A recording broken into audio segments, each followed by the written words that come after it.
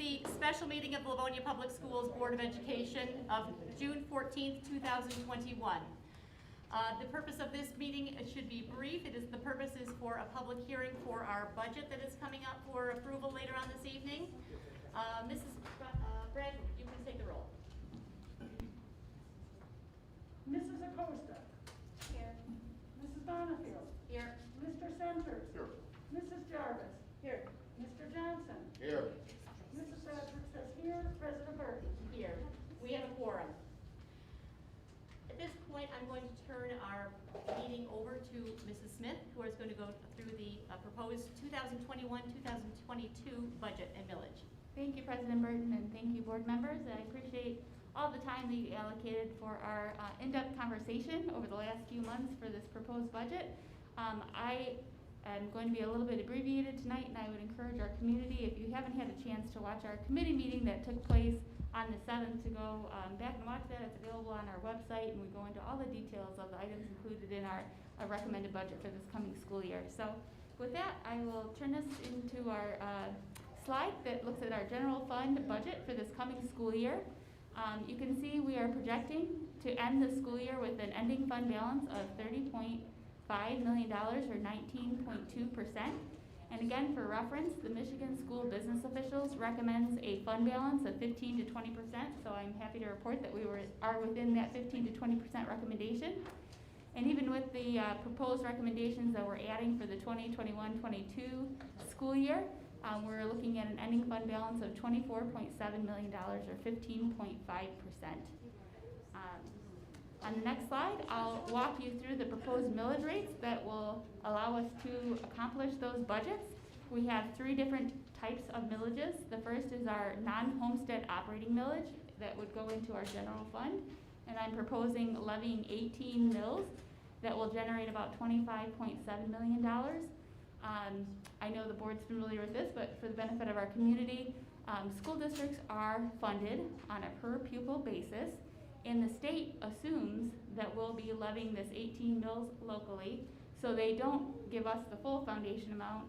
They back out this locally collected amount from our foundation allowance. So this would be to make us whole, so we'll collect that locally. The next is our debt retirement fund, and I'm proposing levying 4.1 mills, which is the same debt mills that we levied last year. And this does include the new 2021 bond that was passed by the community in May. Next up is our sinking fund. I'm proposing levying 1.586 mills, which would generate about $7.6 million for us. This is the only one on the chart that actually is lower than last year. Due to the Headley rollback, it is going down 0.0074 mils, so taking us from last year it was 1.586. I'm sorry, last year it was 0.5934, and this year it would be 1.586. And due to the increasing property tax values, I anticipate that will generate about $7.6 million for us. So great news there. I did want to mention, again, we went over these in detail last week, but in addition to the general fund and the sinking fund and debt fund, we also have a number of other funds that will be voted on later this evening. Our funded projects, that's where we are accounting for the federal COVID relief funds that the district has received. We also have a special education fund, which is where our county-based programs are accounted for, a health and welfare fund, food service, the few bond funds, a capital projects fund, scholarship fund, and a school activities fund. So that is it for tonight. I will stop and pause and see if the board has any questions. Thank you. Are there comments or questions from board members? Mrs. Jarvis. Thank you, President Burton. I would just like to point out, for the benefit of our public, both in person and who are listening, that this is not the first time we've seen this. It looks like this is very quick, and that we're just highlighting, when in fact we have discussed these for hours on several other meetings. So, please take that into consideration.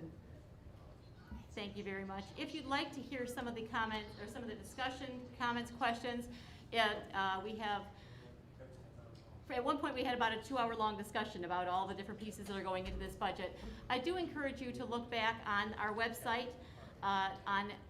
If you go to livoniapublicschools.org and hover over the board tab, you can drop down to meeting information, and on that tab, you'll find videos of our previous meetings. One of the previous committee of the whole meetings, just a couple of weeks ago, we had about a 2-hour-long discussion about all the details that go into this budget. So if you're looking for more details, more questions and answers about this, more detailed information, I do encourage you to look there, and you'll be able to find probably all the information you want and more so. The same holds true really for any of the items that are coming to the board for a vote. They typically go through at least 2 meetings before they come to a board for a vote, as this will later on this evening. Thank you for pointing it out, Mrs. Jarvis. Are there comments or questions from other board members or the superintendent? That takes us to the next item on our agenda, which is item 3, audience communications. This is, for those of you who may have joined us within the last couple of minutes, just so that you catch the information that some of our other audience members received when they first arrived. We are having a brief public hearing that is taking place right now at this moment for the purpose of the budget. And then we will go into our regular meeting at 7 o'clock. Most folks have indicated that they would prefer to have their audience communication participation take place during the regular meeting at 7 o'clock. But I do have one individual who has indicated that they would like their audience communication to take place during the 6:45 public hearing. And that is Lindsay Dunsky. Am I pronouncing your name correctly? Dineski. Thank you, Lindsay. Thank You you can for come right letting here. Thank you for letting me go first. I have a baby at home nursing, so at any moment I might have to leave. Great. And if you can give us your name and your address for the record. I'm Lindsay Dineski. I live in Garden City right now, 121 Helen Street, Garden City, Michigan, 48135. It wasn't on. I was wondering why I couldn't hear myself. Yeah. If you don't mind repeating that, because no one else. Absolutely. Lindsay Dineski, 121 Helen Street, and that's in Garden City, Michigan, 48135. Okay, great, thank you. We're looking to buy a house hopefully in Livonia next year, and I have a 5-year-old who has a speech impediment, and she also has a stutter, and I homeschooled her this year because, you know, the mask thing was not going to be very conducive to her learning, and I'm hoping that we can find a public school that is not going to be mandating masks. So I'm here to speak about, you know, that kind of, just the dangers of masks that, you know, is going ignored in my opinion.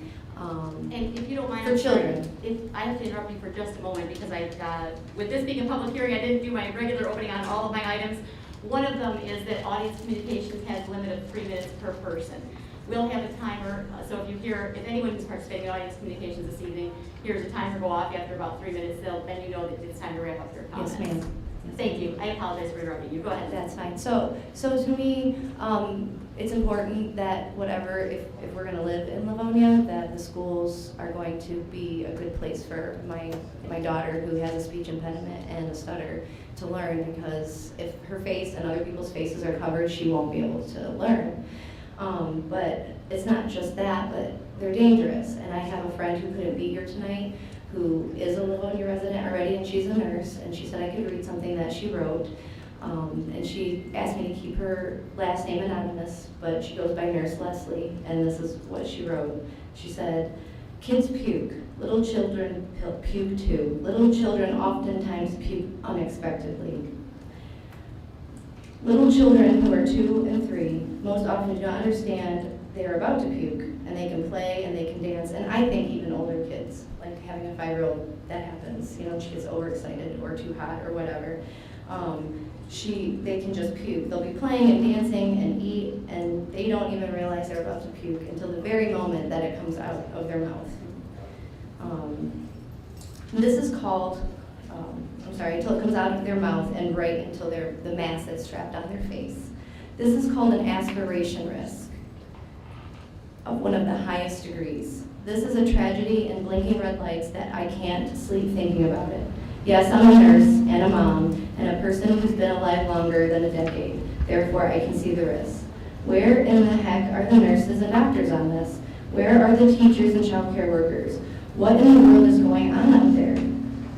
She said, what do? Do I call the health department? Who do I ensure hear this? And she asked for people to share this letter because she said she cannot understand why in the world that they would be mandating these things for children who could be throwing up at any time and could very easily, aspirate on their own vomit.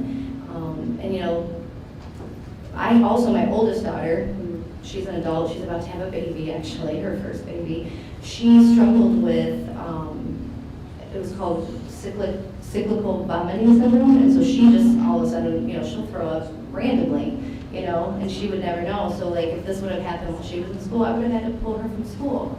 So I just feel like it's really important that both sides of the argument are heard when it comes, especially with children, for masks.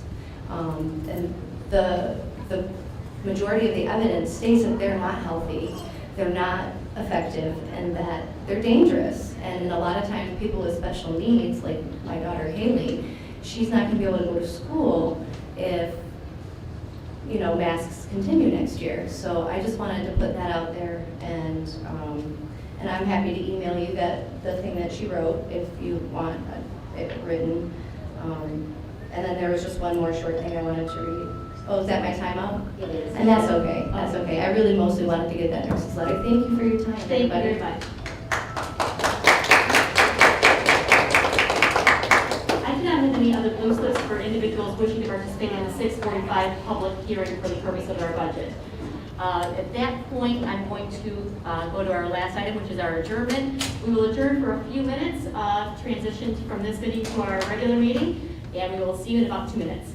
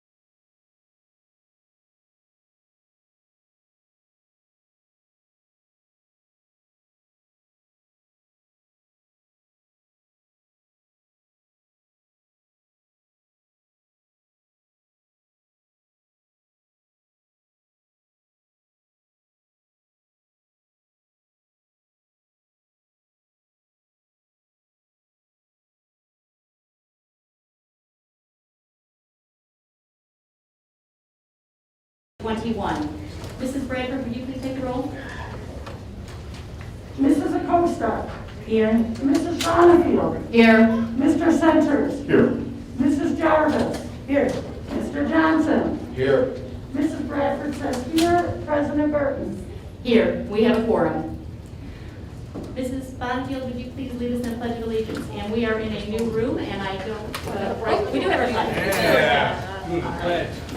Mrs. Bonnefield. I pledge allegiance To the flag of the United States of America and to the republic for which it stands, one nation, under God, indivisible, with liberty and justice for all.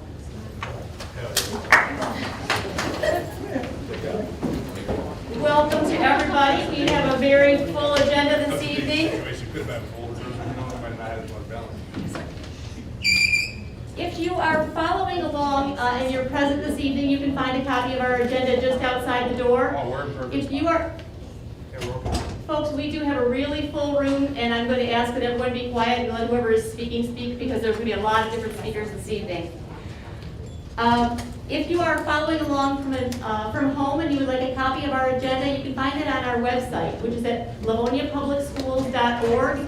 If you hover over the board tab, you can drop down to meeting information and you can find a copy of our agenda there.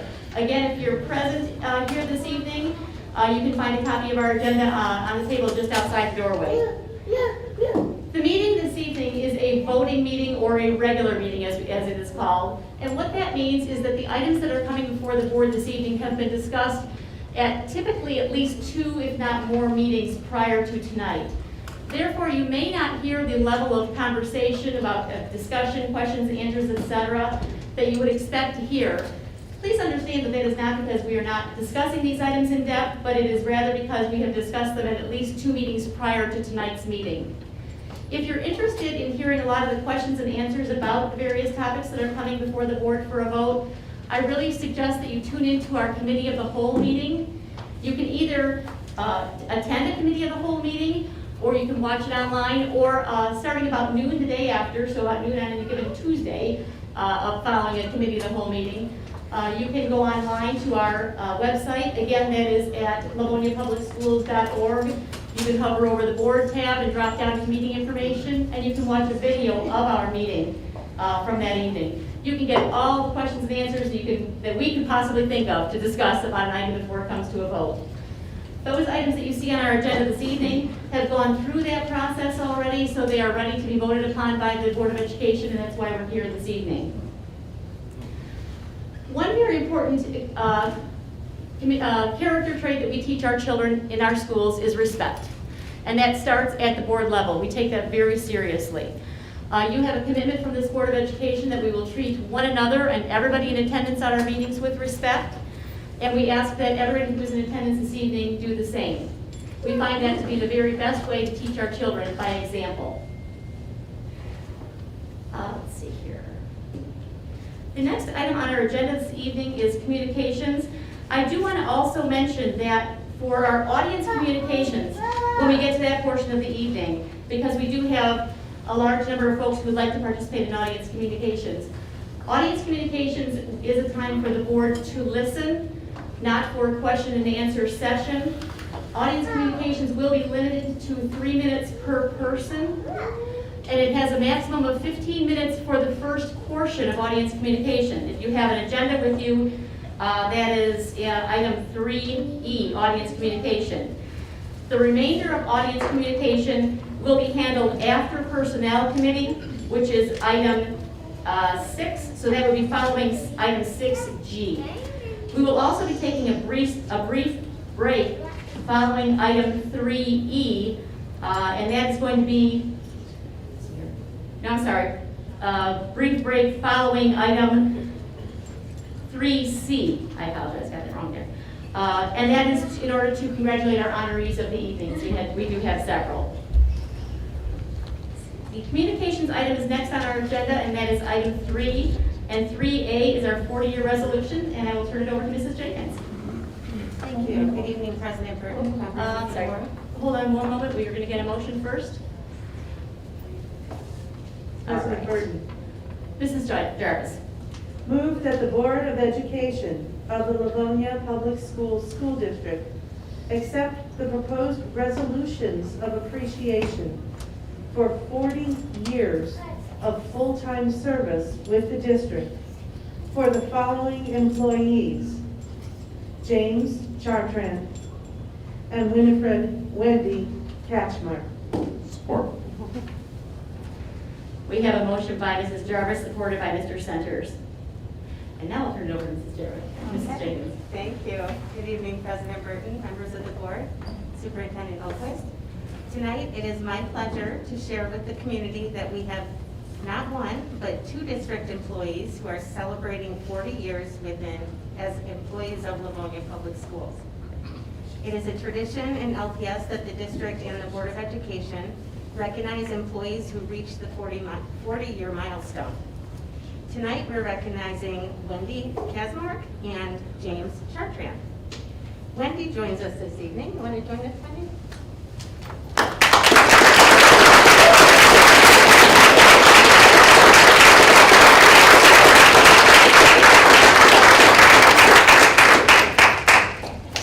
And Jim Chartrand was unable to be with us this evening. But Wendy, we're so happy you're here. You brought your lovely family. We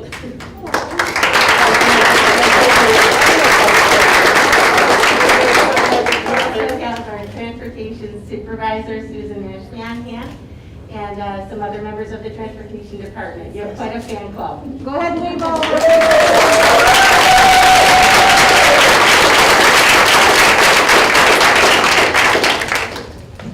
Okay, Wendy is a driver in our transportation department, and Wendy, you've been a bus driver consistent, that's the only role that you've had within transportation, is that correct? Correct. Wow, how do you do it? I love my job. I'm probably one of the few people that love my job. Well, we're so happy that you could join us this evening to receive a special resolution. At this time, I'd like to ask Trustee Liz Jarvis to read a resolution that's been prepared in your honor, and here's a copy to take home. Whereas the Board of Education is desirous of recognizing loyal and long-standing service to the Livonia Public Schools District. And whereas it has come to the attention of the board that Wendy Catchmark completed 40 years of full-time employment in the Livonia Public Schools on November 18, 2020.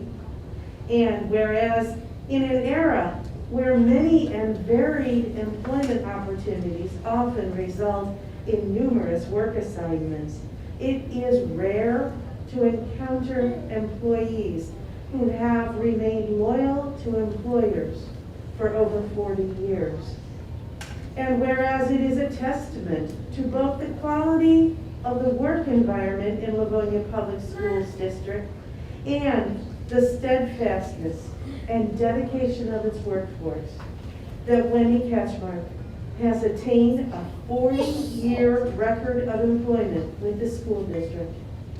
And whereas she has given of her talents, time, and efforts in fulfilling her many and varied responsibilities as a driver in the transportation department. Now therefore, let it be resolved that the Board of Education hereby expresses appreciation and gratitude to Wendy Catchmark for her sincere and dedicated service to the Livonia Public Schools and extends its best wishes to Wendy on reaching this milestone in her professional career.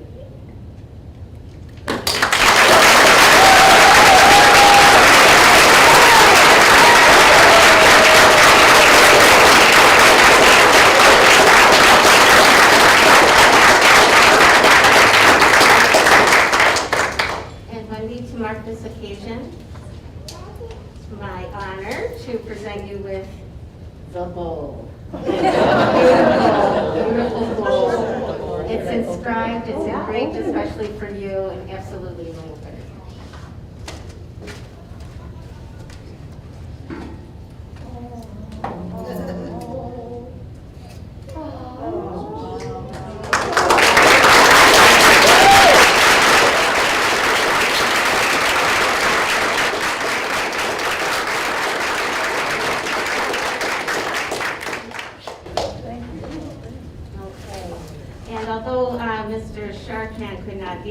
this evening, I wanted to let the community know that he's worked in various capacities over the years as a plumber, a roofer, a custodian.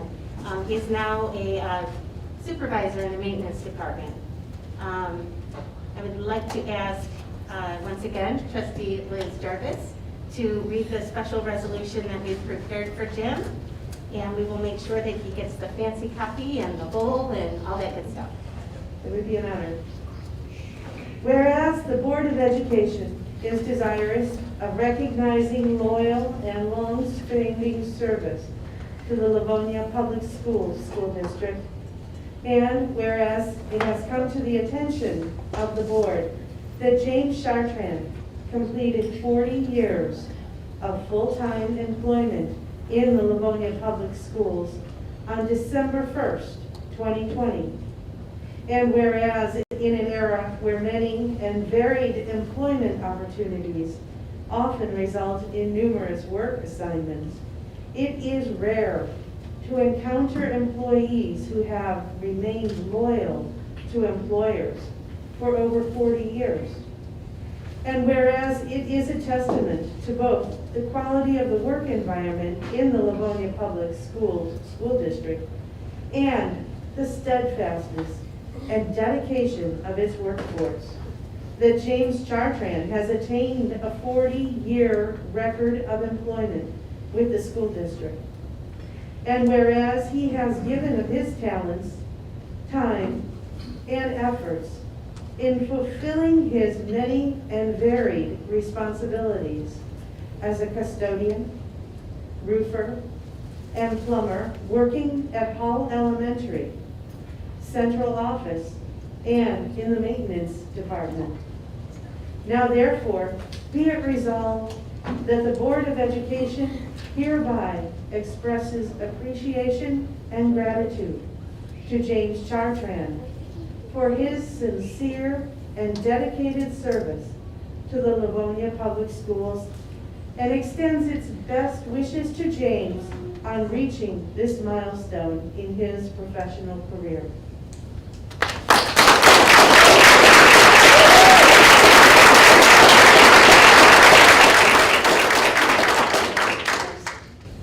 Mandy, do you have anything you'd like to share with us, or would you like to introduce your family? I just, my son and daughter are there, and the four little ones. I have one that's only 3 weeks old. She's down there on the floor. But there they are. Pardon? Oh, and I also went to high school with Jim. Yeah, that's when I see my, I know him. There's a lot of people that I went to school with that a lot of them don't work here anymore, but when I started, there was a lot of us that came out of high school and worked here. So. And not very many that are still with us. And it was like, oh, I know him. And then, wait, I was hired a month before him. I got seniority. I love it. Well, thank you again for Hold being here. on, just a moment. Are there comments or questions from the board or superintendent? Mrs. Bradford. Thank you, President Burton. Wendy, you're not retiring, are you? This is just a resolution? Yeah, no, I'm not old enough, sorry. I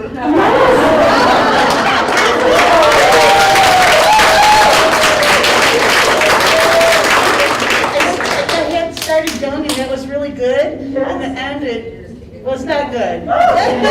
Like, when they had that big buyout, I was 2 months shy of my 30 years. That's why I'm still here. Well, you know what? We're so glad you're here, and we just want to thank you so much for being such a dedicated employee in a very difficult job. Bus driving has to be one of the I most was serious.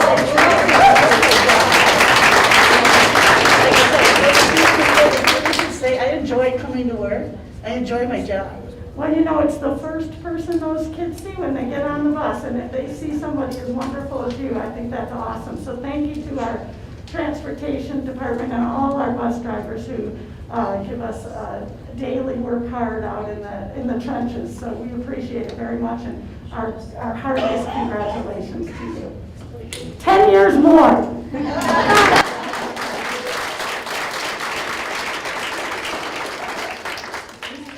I absolutely want to congratulate Wendy.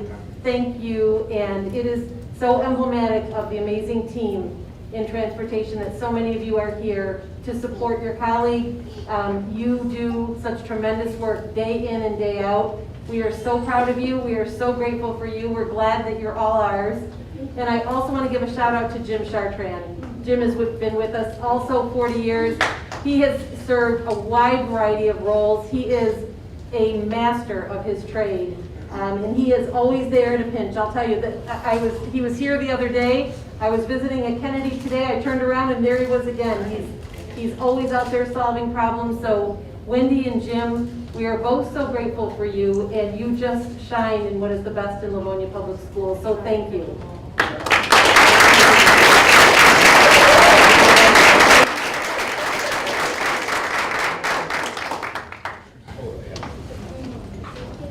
We have a motion that we need to vote on. We have a motion by Mrs. Jarvis, supported by Mr. Centers. And Mrs. Bradford, would you please take the roll? Glad. Mrs. Jarvis? Yes.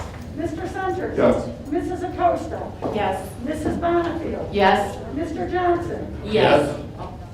Mrs. Bradford says yes. President Burton? Yes. Thank you. The motion passes. The next item on our agenda is item 3B, recognition of national merit scholars. Mrs. Jenkins. Thank you, President Burton. Tonight, it's my pleasure to recognize a special group of students who have excelled in the National Merit Scholarship Program. The National Merit Scholarship Program is an academic competition for recognition and for scholarships. The program has been in existence since 1955. The students who are about to meet have scored in the top 1% out of more than 1.5 million students nationwide on the PSAT National Merit Scholarship Qualifying Exam. At this time, I'd like to tell you about each of these students, one by one. I'll go in alphabetical order. Because of the late date on the calendar in the school year, I was able to get confirmation from four out of 9 of our honorees. So I'm super grateful that they are able to join us this evening. Our first honoree is Benjamin Blagha, and Ben was not able to attend this evening, but I'm going to go ahead and read. I sent them a questionnaire so that we could learn about them, and we've got a certificate, which reads Livonia Public Schools Certificate of Recognition, Outstanding Achievement, National Merit Scholarship, either finalist or semifinalist, selected by the National Merit Scholarship Corporation for outstanding academic success and personal growth in social and leadership endeavors. Dated June 14, 2021, signed by Superintendent Andrea Oquist and Board President Colleen Burton. So those students who were unable to make it, we'll pop those in the mail for them. So I'll start off and tell you a little bit about Ben. Ben is a 2021 graduate of Stevenson High School. He plans to attend Schoolcraft College for 2 years, then transfer to a nearby 4-year university to earn a bachelor's degree in computer science. He wishes to pursue a career in the field of computer science, preferably as a software engineer. During his years at Stevenson, Ben was involved in the STEM Club, where he developed an award-winning game for a class at the Livonia Career Technical Center.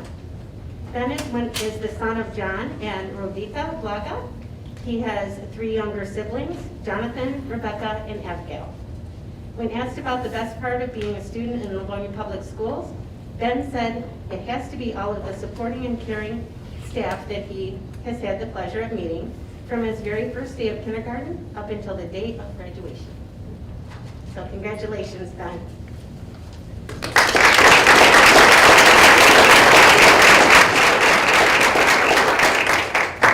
Next, I'm pleased to introduce Neil Latte, and I'm sorry if I mispronounced that, but Neil, you want to join us? Or join me?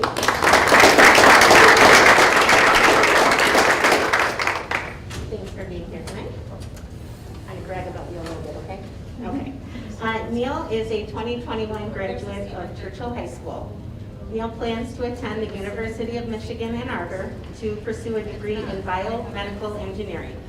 He hopes to be an engineer, just like both of his parents. While a student at Churchill, Neil was involved in swimming, track, and National Honor Society. Neil is the son of AJ and Sonali, and he has a sister named Reba. Neil said he enjoyed the support he received from students and staff in LPS.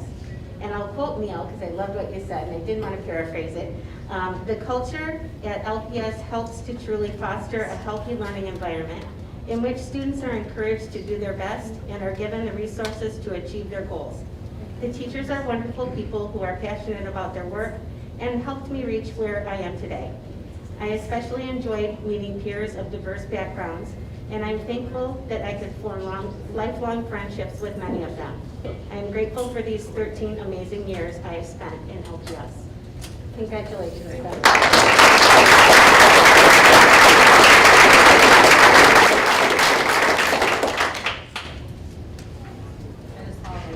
Fish out your certificate here. Here we go. I said that, I meant. Okay, thank you so much.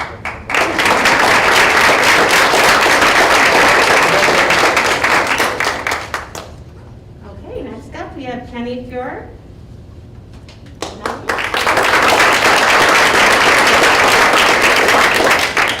Hi Kenny, thanks for being here tonight.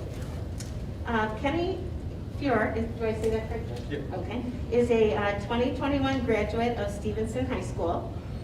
Kenny plans to attend the University of Michigan, where he will pursue aerospace engineering. During his years at Stevenson, Kenny was involved in tennis, quiz bowl, and robotics. He's the son of Mike and Michelle, and he has a brother named Jacob. His favorite aspect of LPS was his world history class with Mr. Hoyt, and I quote Kenny as saying, "Please give him a raise."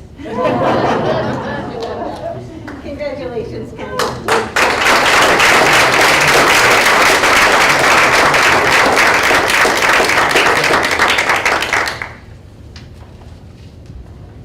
Okay, next we welcome Julia Gershon.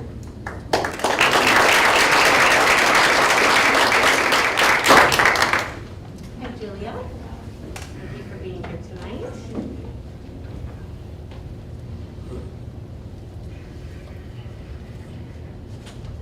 It'll be the last one, see? Yep. Okay. All right. Julia is a 2021 graduate of Churchill High School, where she was enrolled in the MSc program, which is the Math, Science, and Computers program.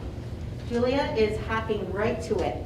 She's working as a paid intern at a local lab, and in the fall, she plans to attend Stanford University to pursue a STEM degree. Wow. She would love to pursue research and design in the field of biomedical engineering. During her time at Churchill, Julia was involved in cross-country, track and field, the Key Club, German Club, Quiz Bowl, National Honor Society, the Science National Honor Society, and in all of her spare time, she was also able to achieve the highest rank of Eagle Scout in the Boy Scouts of America organization.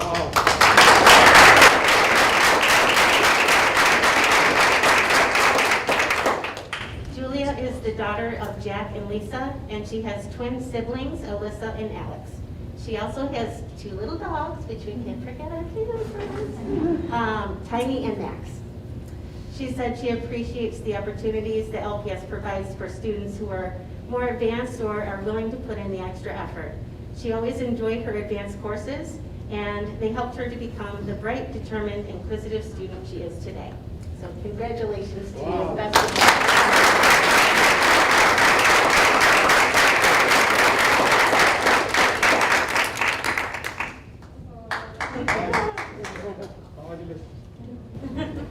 Good job, Dad.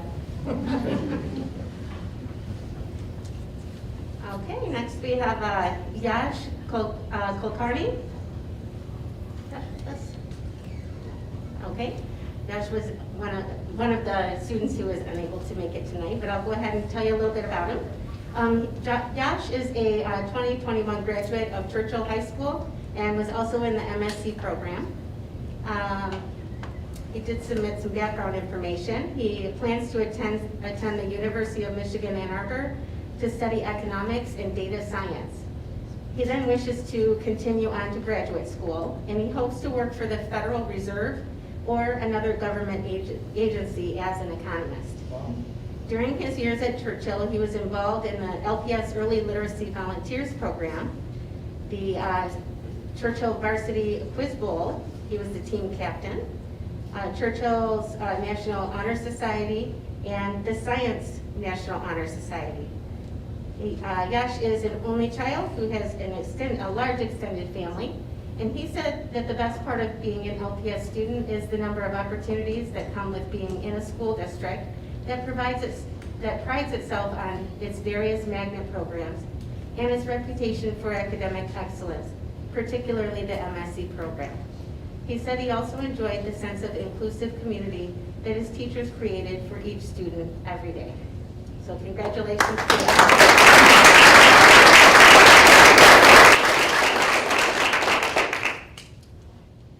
Okay, and our next honoree is Yajvan Ravan, and he also could not make it. I think right after graduation, their families just skipped town. I can't say that I blame them. So, you may remember Yajvan from a special recognition a couple of years ago when he represented the United States in the Science Olympiad in France.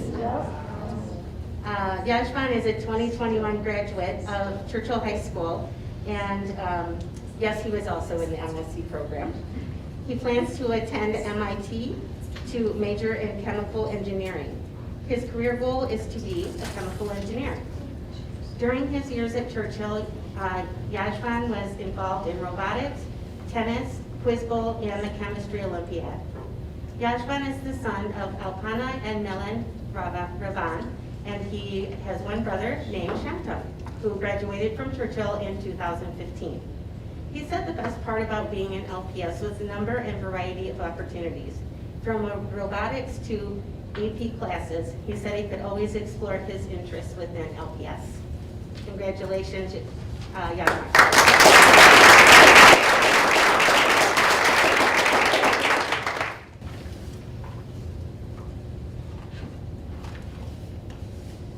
Okay, next we welcome Prana Sundarajulu.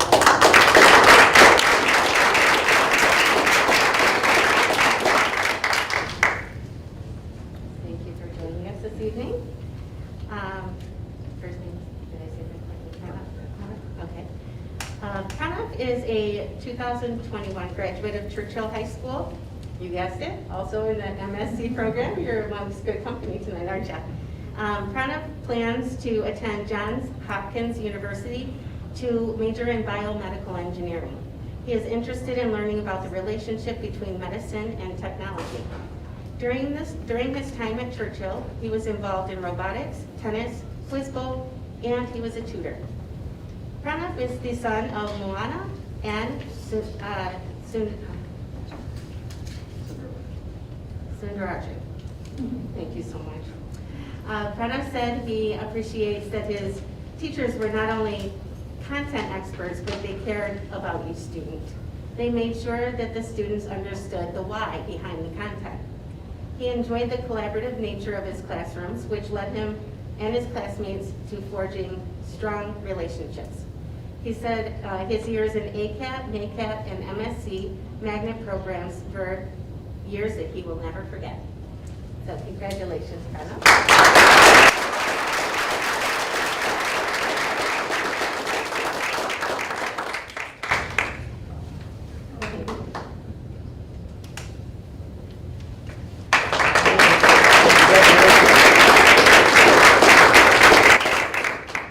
Okay, we have two others who did not actually submit the questionnaire, so I have very limited information, but I would still love to recognize them. Let's see. Violet Lane is a 2021 graduate of Stevenson High School, and Christian Lovell, he graduated from Churchill High School. We will be sure to get their certificates to them, and we wish them all the best in their future endeavors. Join me once again in congratulating these amazing students.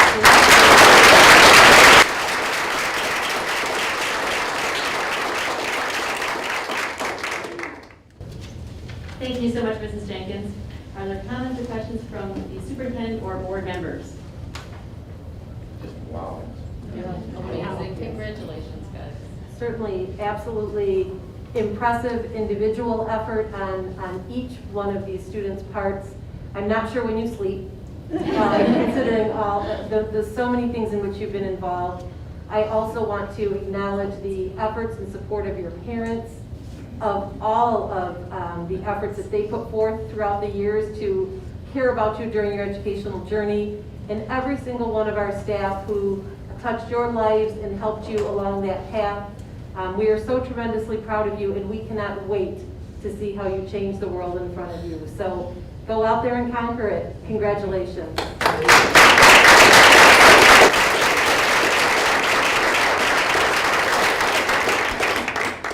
Other board members?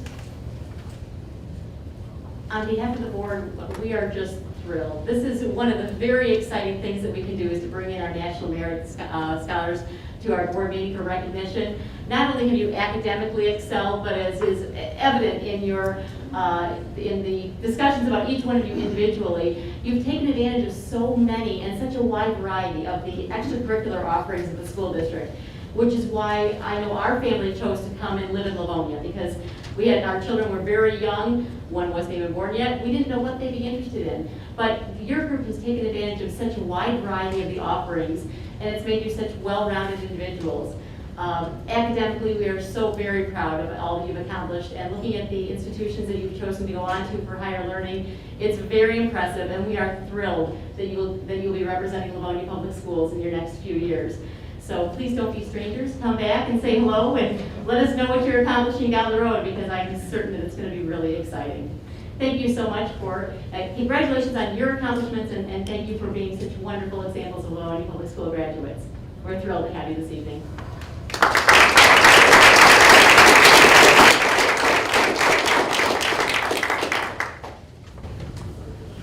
We are on to item 3C, and we will be taking a brief break after the next item so that we can congratulate our honorees of the evening, and then we will go on with our meeting from there.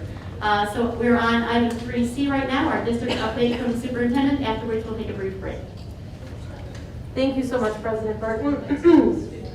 We have focused tonight's district update on our seniors and on our graduates. So we are excited to close out this school year to share with you how proud we are of the graduates from Churchill High School, Franklin High School, Stevenson High School, and our Western Wayne Skills Center. We'd like to just share some highlights with you over the past couple of weeks as we have celebrated our seniors.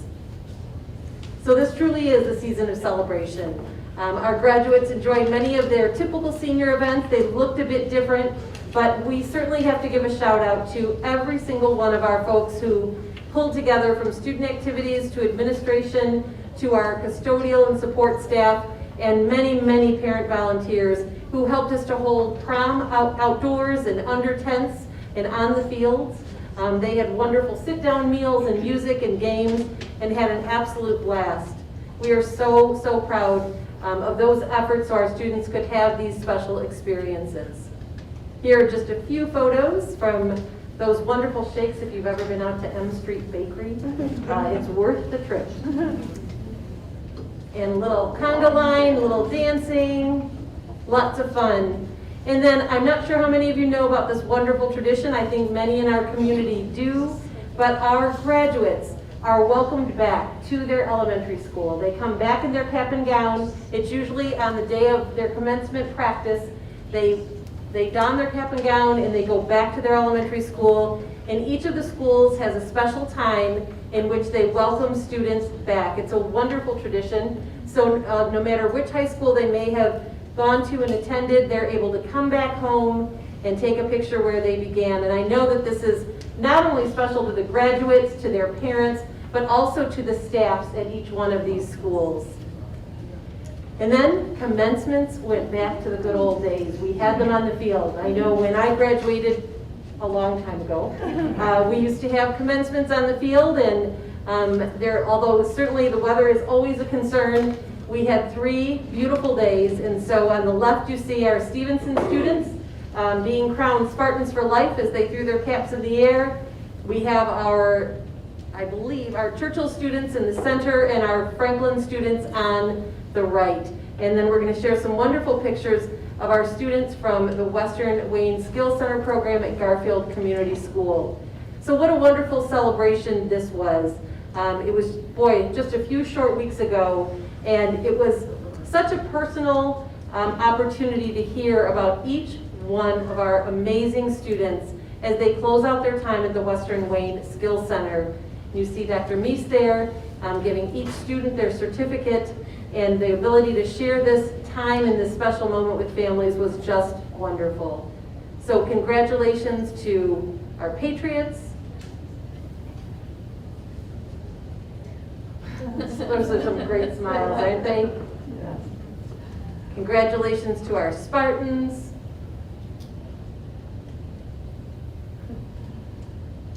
And of course to our Chargers, who brought it home on that sunny Sunday. So congratulations to the families, to the students.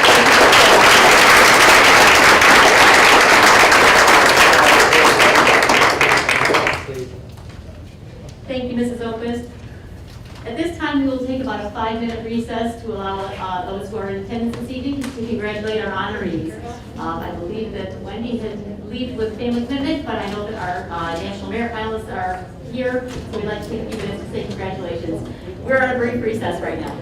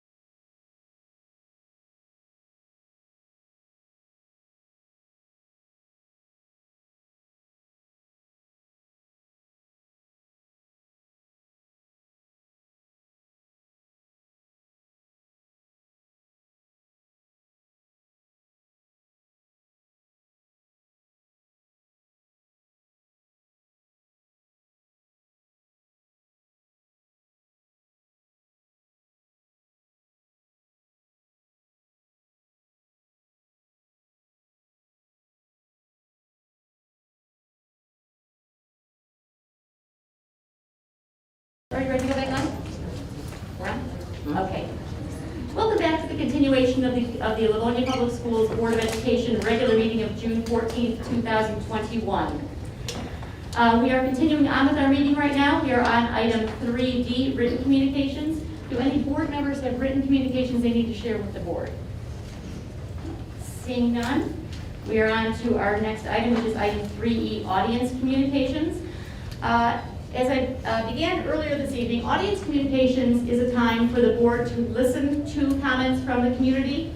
It is not a question and answer session. If you have a specific question that was written on your blue slip, you'll receive a written response back on that. This is a time I also like to remind folks what the role of the Board of Education is as opposed to our administrative team. The role of the Board of Education is to hire and evaluate the superintendent, to set policy for the district, and to set our long-term goals and align our budget to those goals. So our scope is rather limited. Everything else falls under what we consider day-to-day operations, and that falls under the responsibility of our superintendent and our administrative team. Therefore, if you have a question on your blue slip and it pertains to a responsibility of the Board of Education, you can expect a response back from the board. If you have a specific question and that pertains to our administrative team or our superintendent, you can expect a response back from one of those folks. Our audience communications is limited to 3 minutes per person. The reason for that limit is so that we can be fair to everybody and give everyone the same type of opportunity. We will have a timer going here, and if you hear a tone going off, you'll know that you've met your three minutes, and we would ask that you wrap up your comments at that time.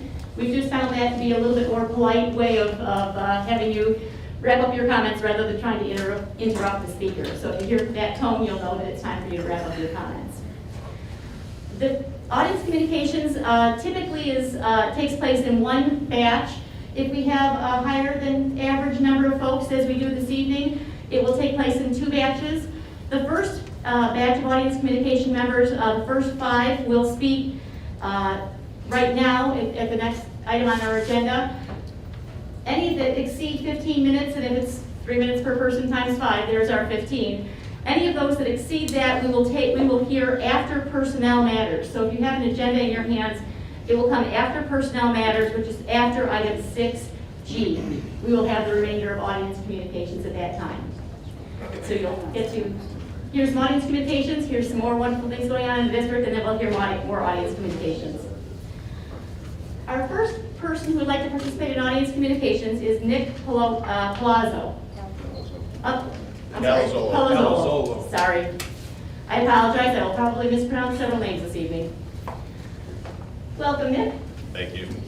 Press that. Is this on? No, just touch it. You tap that, there you go. All right. And also, if you could speak pretty closely to the microphone to make sure that it's picked up. Is it working? There we go.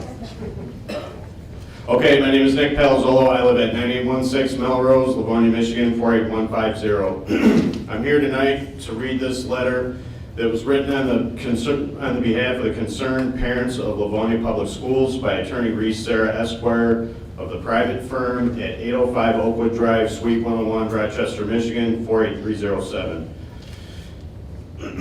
Livonia Public Schools Board of Education, to whom it may concern. My name is Reese Sarah, and I represent a growing number of concerned parents and families of students within Livonia Public School District.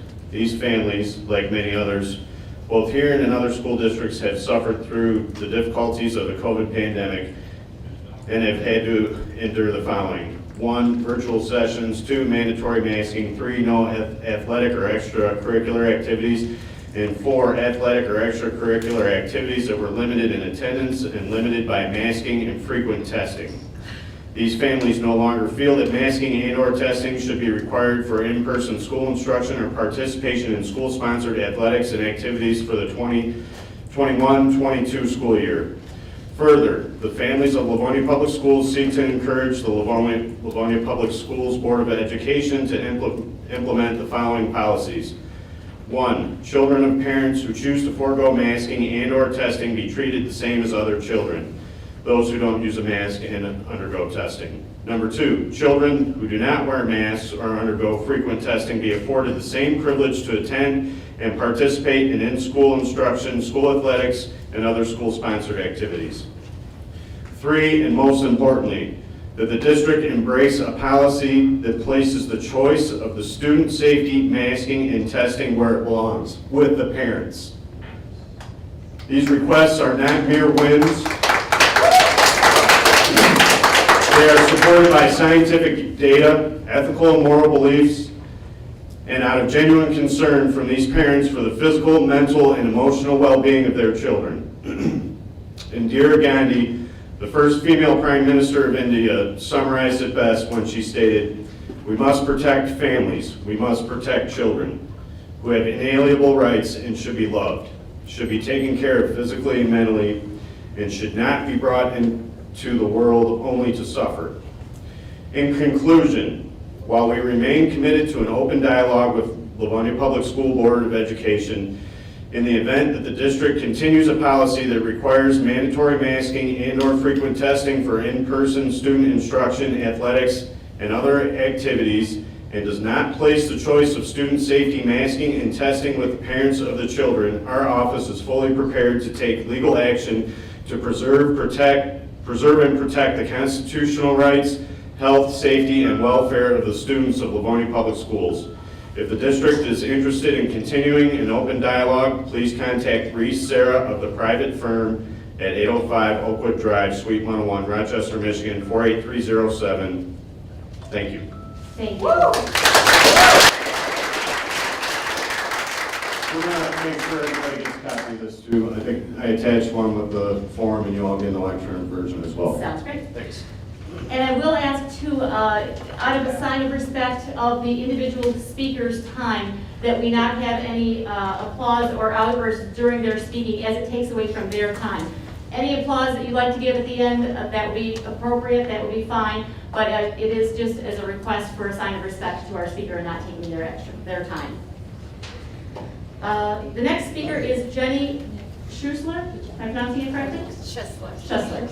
I got closer. No apology necessary, it's very German. I just correct because if I don't, then no one will ever say it correctly. That's right. We'll give it a shot. All right. Welcome, Jenny. Thank you. Good evening. Like I said, my name is Jenny. I live at 16764 Fulton Pines Court in Livonia.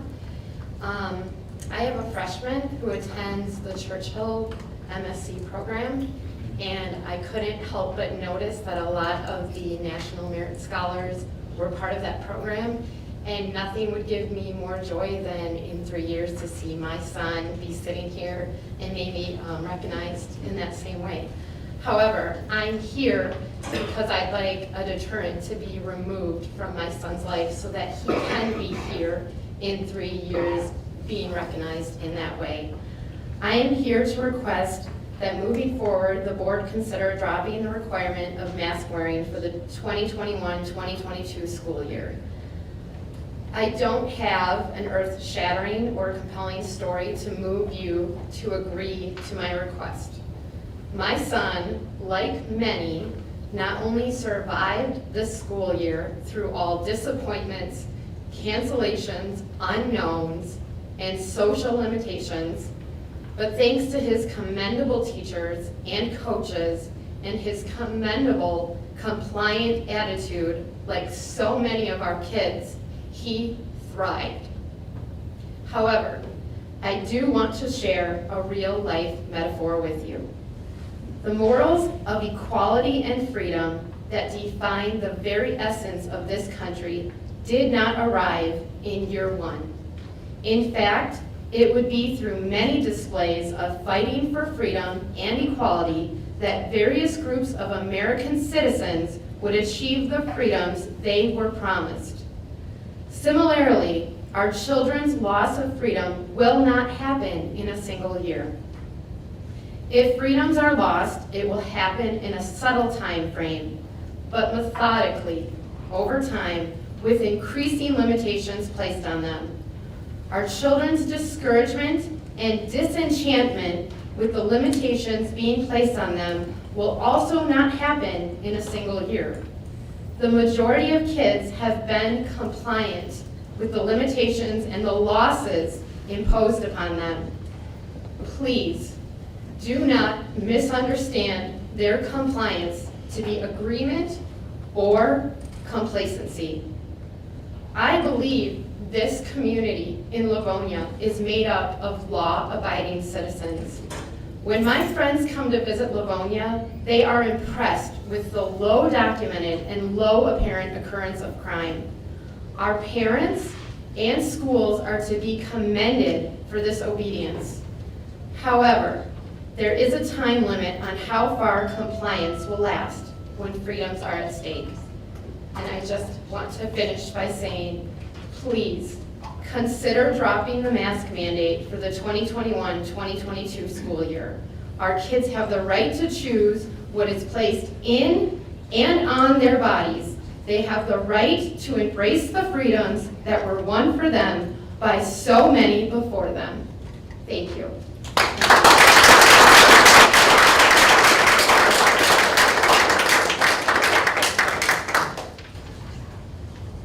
Our next speaker is Candace Lamoran.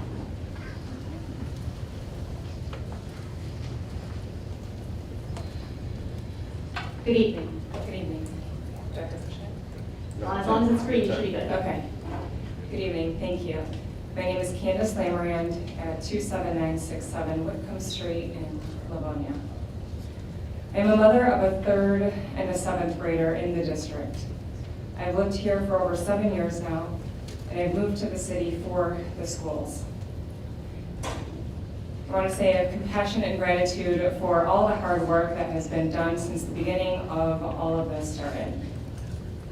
Before this current school year, there were surveys and communication, and it was very appreciated. Then I told my kids that if masks were mandatory, they would not go. I'm trying not to cry. When it was announced, they begged me to go because they missed school so bad, their friends, their teachers, learning in a classroom, they missed all of it. They said they would sacrifice just to be there. After seeing them struggle with virtual the year before, I agreed because I was certain that it wouldn't last all year. With all that we know now, I don't even want to say that I understand why the mandate hasn't been dropped, but I can say I understand why it has been easier to continue to wear them for the remainder of the school year. As a parent, I teach my kids to do what is right, and sometimes that means admitting when you're wrong, and that sometimes you learn more and then you do better. Last week, my daughter had a band concert. She played a solo, opening the concert with the Star-Spangled Banner. She played wearing a mask to an audience of many that were maskless.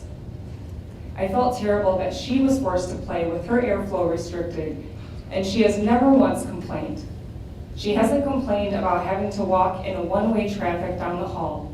She hasn't complained about not being able to use her locker. She carries a backpack that weighs 21 pounds each day and more in the winter, which is 1/3 her weight. She gets 1 mask break a day, not every day. My son gets 3 or 4 depending on the day. It is not up to our kids to protect us or to make a stand, although I know there have been some kids that have, and they are so brave. And sadly, I've heard stories where they are punished, and it is heartbreaking. So many people have been respectful and compliant, but enough is enough. Masks must be nothing more than optional for the next school year and the years following. Mandates about our children's bodies have no place in school. Where there is harm, there should always be a choice. I have a picture, thankfully, in the elementary school, gratitude for them providing a quick release lanyard while they went outside. But unfortunately, even a quick release lanyard is not always a safe option. My son got stuck on the swing and completely burned his neck. I'll wrap it up by just leading with a quote, or ending with a quote from Dr. Fauci, not that I really want to quote him, but masks are really for infected people to prevent them from spreading infection to people who are not infected, rather than protecting uninfected people from acquiring infection. typical mask is not really effective in keeping out the virus. Thank you.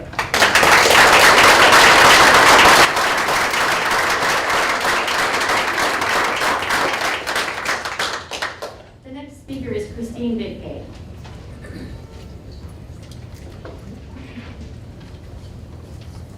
Good evening. Hi, good evening. If you could please give us your name and your address. Sure, my name is Christine Vidkay. My address is 38813 Donald Street, 48154 in Livonia.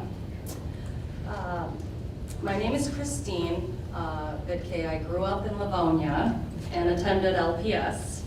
After my husband and I got married, we moved back to Livonia so our children could grow up in this great school district. I'm here this evening to please request serious consideration to remove the mask requirements for our school children. The CDC, NIH, and numerous other health and medical organizations continue to debate the effectiveness of masks. What isn't being debated anymore, and it's fact, is that our children are at very low risk from COVID or COVID complications. Vaccines are readily available to almost all of our residents now. Masks should be optional, a choice, like our ability to choose in-person or virtual learning, return choice to our students, parents, staff, and community. We need to continue our path back to normal, empowering our families and community to make choices that best fit their needs. The Learning in L-Town program looks wonderful. It looks absolutely amazing. I want to enroll my children in this great summer program. Yet, just last week, due to hot summer-like temps, we had to call for an early dismissal. Wearing a mask was a main contributor to this decision. If mask wearing is mandatory, my family sadly needs to pass on this opportunity. The Ida Public School District laid out a very well-written, thorough resolution of their intent of moving forward into the next school year. I sent it via email to the board. I hope you get a chance to read it. The document focuses on their local community, ensuring all families are given choices. Thank you again for the chance to speak in front of the board. Thank you.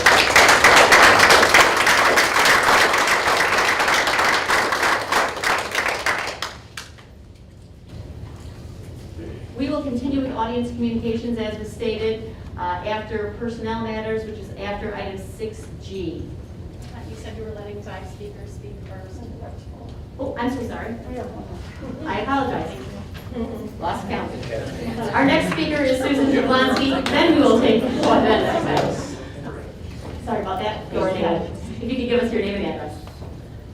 My name is Susan Jablonski. I live at 29145 Jacqueline Drive in Livonia. I don't have a speech prepared, so please wish me luck here. My son goes to the school here. He attended Buchanan all the years there, and he is flourishing here under the guidance of Ms. Tandries. I have many issues to discuss, and I'm going to do them rapid fire. I would like to start with the conversation that we as parents have all had conversations with our children over the years about stranger danger. I know that you know what I mean when I say stranger danger. It saddens me as a parent to have to add on and layer that conversation with what I was made aware of with the World Health Organization. You can go to their website. There is something known as implied consent. As this year progresses and the threshold of vaccinating our children lowers and lowers, I have been made aware through the WHO's website that there is such a thing called implied consent, where a school, and this may or may not happen, but I want to get ahead of it, where a school can have a pop-up vaccination site on a school day, and unbeknownst to me, my child could come home with a Band-Aid on his arm. This is real. I'm not saying this to scare anyone, but the fact of the matter is I have lost trust in the last year and a half of physicians, and I am a registered nurse in a large conglomerate hospital. My hospital does not share my opinions, and I'm okay with that. I'm okay being unpopular. I've had to have discussions with my son about how to refuse a vaccine and how to call and insist that he be sent home, because once it's in, it's done. I need to make that known to everyone here. I would like to move on to masks, and I will keep this conversation very brief and only tell you that if you bother to look at the data prior to March 2020, you will see a very different efficacy of the usage of masks. I'm here to tell you that masks provide a false sense of security. You can smell through them, so you can sure catch COVID through them. And I will end on one last thing. This is my very first showing up to a school board meeting, and I am very, very nervous, but I do intend to come to more. And it has been eye-opening and like I said, over this last year, and it has made me realize that more and more I need to keep my nose in my child's studies. Ask him very frequently, what are you learning? Especially in the area of social studies and social justice, if you will. I have my eye on the school. I have the utmost respect for you and that you will take care of my children. But up until when I see the verbiage, critical race theory, you will see a lot more of me. Thank you.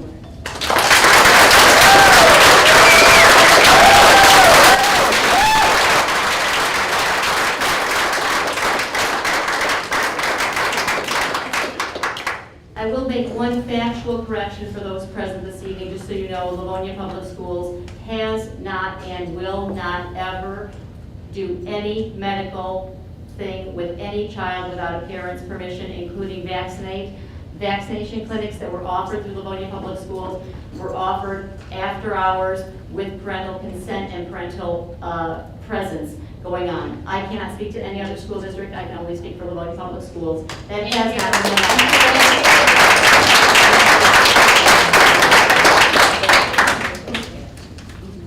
Our audience communication first part has concluded. I do have a response to prior audience communications, which is on the same topic because we had speakers speaking to the same topic last week.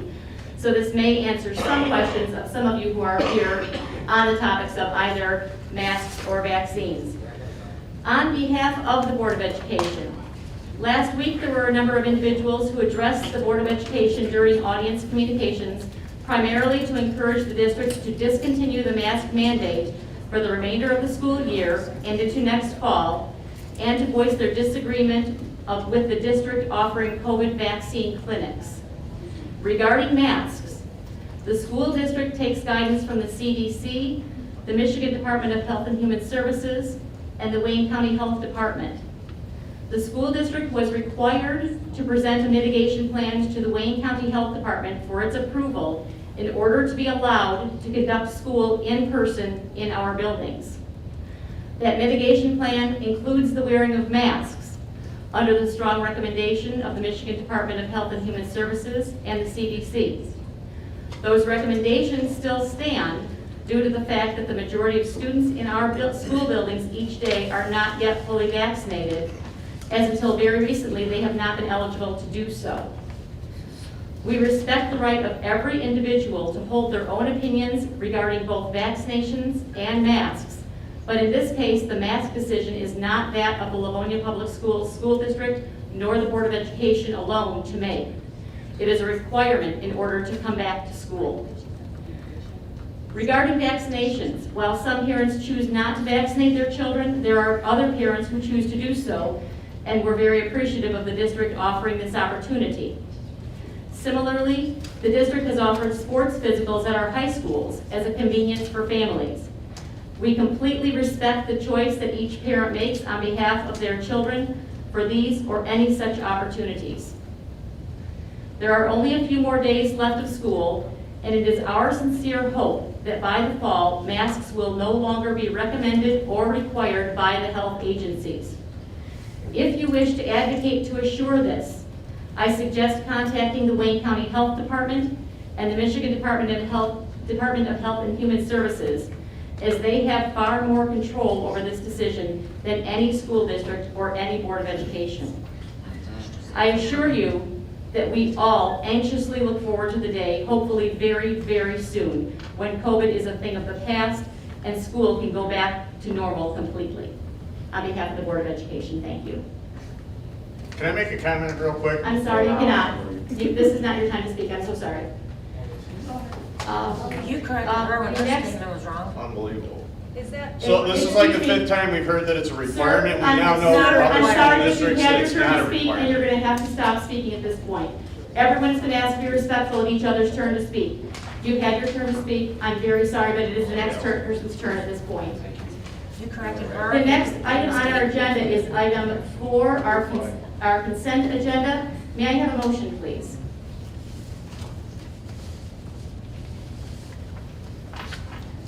President Burton. Mrs. Acosta. Move that the Board of Education of the Livonia Public Schools School District approve the following consent agenda items as recommended by the superintendent. Item 5A, minutes of the regular meeting of May 17, 2021. Item 5B, minutes of the special meeting of May 24, 2021. Item 5C, minutes of the closed meeting of May 24, 2021. Item 7A, approval of 2021-2022 lease renewals. And 8B, approval to renew MHSAA membership resolution for 21-22. Support. We have a motion by Mrs. Costa, supported by Mrs. Jarvis. Are there questions or comments on this item from the Board of Education or the superintendent? Seeing none, Mrs. Bradford, would you take the roll on this item, the consent agenda, put forth by Mrs. Acosta and supported by Mrs. Jarvis? Mrs. Acosta. Yes. Mrs. Jarvis. Yes. Mr. Johnson. Yes. Mrs. Bradford says yes. Mrs. Bonnefield. Yes. Mr. Centers. Yes. President Burton. Yes, that motion passes. Thank you very much. The next item on our agenda is item 6, personnel matters, and item 6A is appointment of elementary principal. May I have a motion, please? President Burke, Mr. Johnson. move that the Board of Education of the Livonia Public Schools School District accept the recommendation of the superintendent and appoint Sherry Mazzoni as principal of Grant Elementary School beginning July 1st, 2021. Support. We have a motion by Mr. Johnson, supported by Mrs. Bradford. Amen. We have Mr. Latte and Mrs. Keats will be handling this item for us. Good evening. Good evening. Good evening, Board. Good evening, Superintendent Oquist. I have the great honor to recommend Mrs. Sherry Mazzoni as the next principal of Grant Elementary School.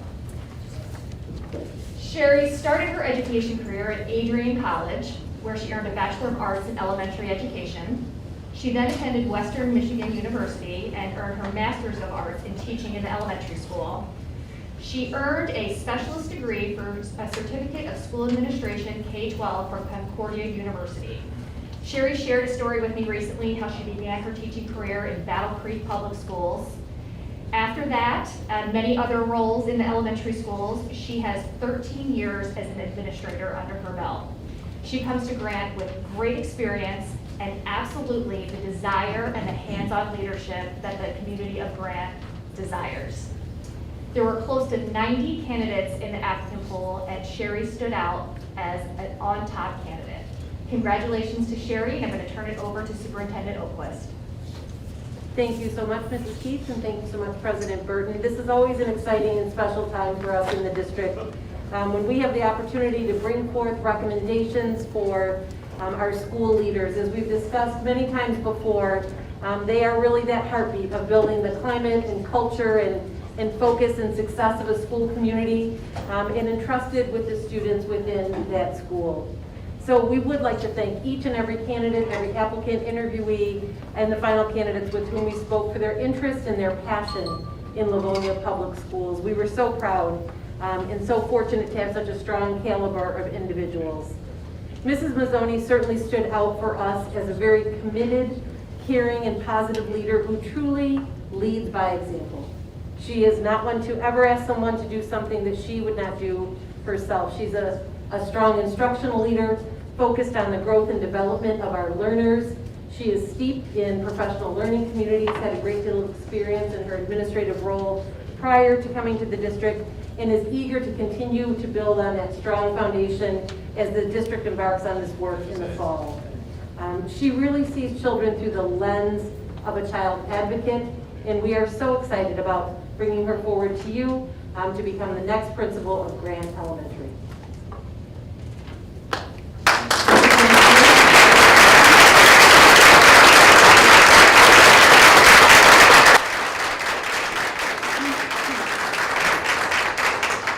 We have a motion that we're going to vote on, and I'd like to hear from you just momentarily. We have a motion by Mr. Johnson, supported by Mrs. Bradford, and are there questions or comments from board members or superintendent before we take the roll? Seeing none, Mrs. Bradford, will you take the roll and say? Mr. Johnson? Yes. Mrs. Bradford says yes. Mrs. Acosta? Yes. Mrs. Bonnefield? Yes. Mrs. Jarvis? Yes. Mr. Centers? Yes. President Burton? Yes, motion passes. Congratulations and welcome.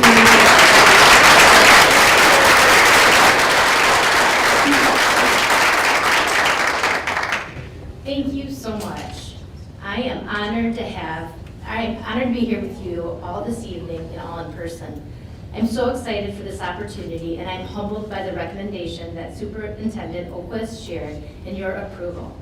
First, I'd like to thank the Board of Education and the Superintendent Oquist for your courageous leadership, because it is empowering and makes me want to be a better leader every day while serving Livonia Public Schools. Thank you, Cabinet members. Thank you, Kristen, and the Riley community, as I have enjoyed my time at Riley Upper Elementary, both as a principal and as a parent the past 3 years. Riley is a great place to be. Thank you to all our dedicated principals who have helped show me the way since joining this fantastic team. The impact I've watched all of them make on our students is above and beyond, and something that I value. Thank you, Bill, for believing in me. I'm very excited to join the Grant Gator community and serve as their principal. The amount of staff who have already reached out to me to give me a warm welcome or say congratulations already tells me how strong their climate and culture is. I value strong relationship, as you know, so I love it. Finally, I'd like to thank my husband, Pete, because he's with me this evening, and he's my biggest supporter and champion. Thank you to our 2 boys, Ethan and Cole, who are at home, because Cole just got done with the Stevenson hockey camp, and you wouldn't want him here without a shower. Thank you to all the principals and teachers for being there, and being there as well, as I value you and your commitment to our students and our communities you serve. I'm truly excited and ready to begin the journey as a principal of Grant Elementary. Thank you. Thank you.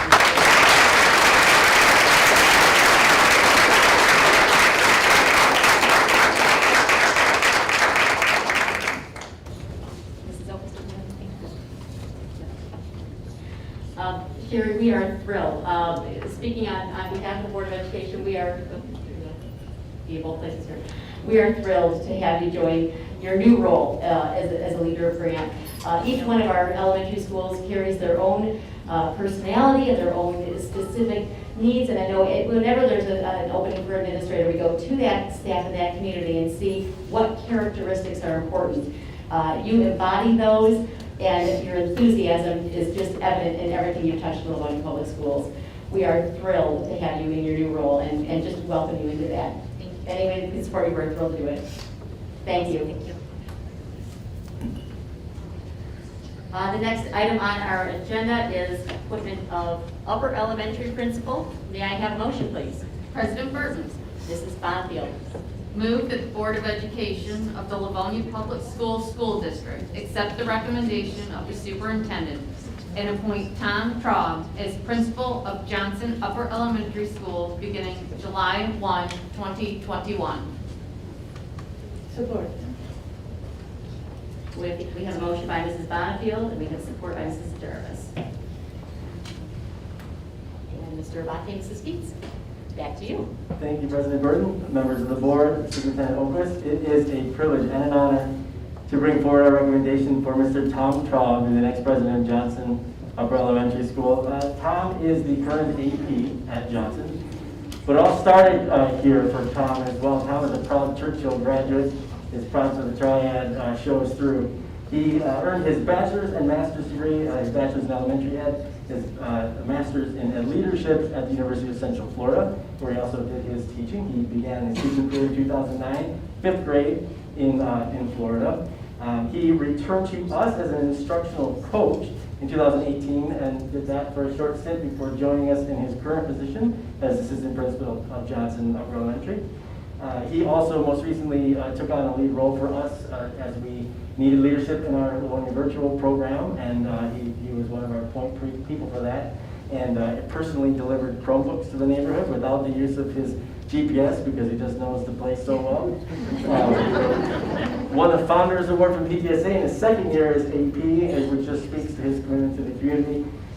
He has been a point person in his building for leading some climate and culture work in PBIS, data dives, those sorts of things. But I will just say, and before I turn things over to Superintendent Oakquist, Tom's just a high character guy, and to speak to his grit and his perseverance and his loyalty, Tom is a diehard Lions fan, an unapologetic Lions fan. So that's just the kind of guy he is. He's a wonderful person, and very excited for the recommendation. Ms. Oakquist? Well, thank you so much. I would certainly concur that we have another exceptional individual to introduce to you this evening.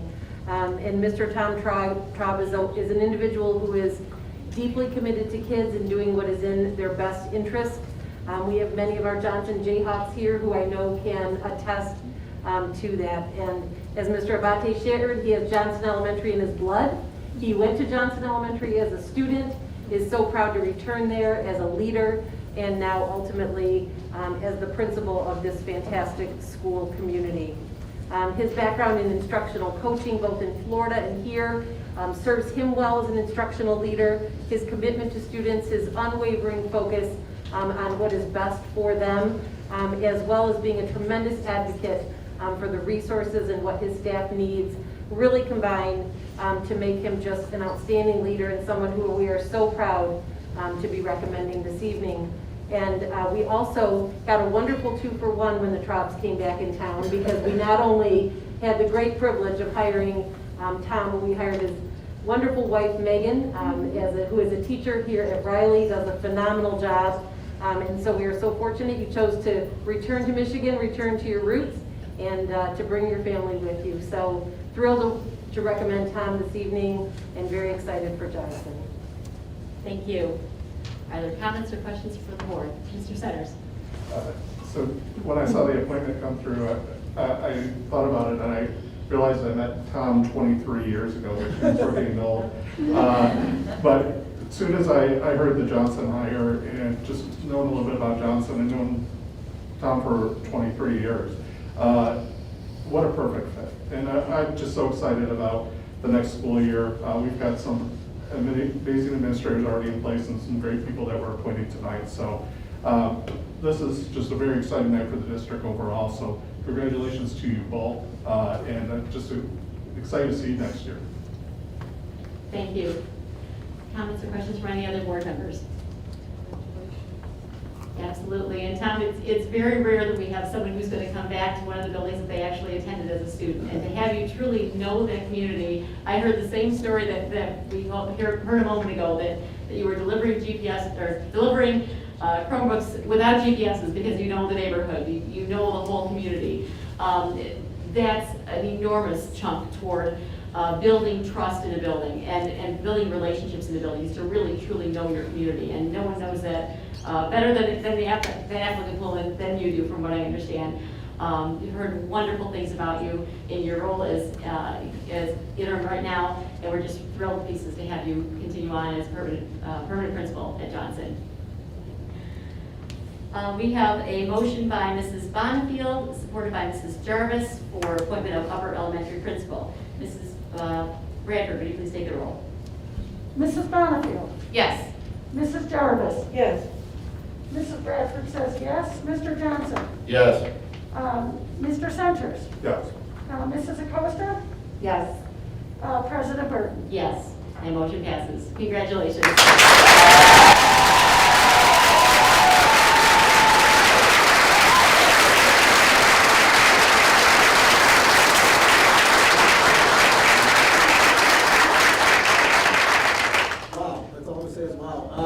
I'm going to apologize if it's up to me, I would name 75 people and give a story to each of them along the way here. So I'm going to make this as quick as I can to thank as many people as I can in this short amount of time. But first and foremost, I'm just overwhelmed and just happy to be here to do this and to have the opportunity to get back to the community who made me who I am. It's amazing. Thank you to the board members and all of your support. Superintendent Oquist, thank you. You know, people always ask, why did we move home from Orlando, Florida? It's the people here. The honest truth is it's the people the relationships we have and everything that we built. That's why we are here. So all of the board members and people on cabinet, thank you for everything you've done over the last 3 years. It's been amazing to come home. Mrs. O'Brien hired me and my wife 3 years ago, and here we are still doing that, so thank you very much. First and foremost, my mom and dad are here with me, and when I was a kid, we moved across town to come to Livonia Public Schools, and that just always stood out to me.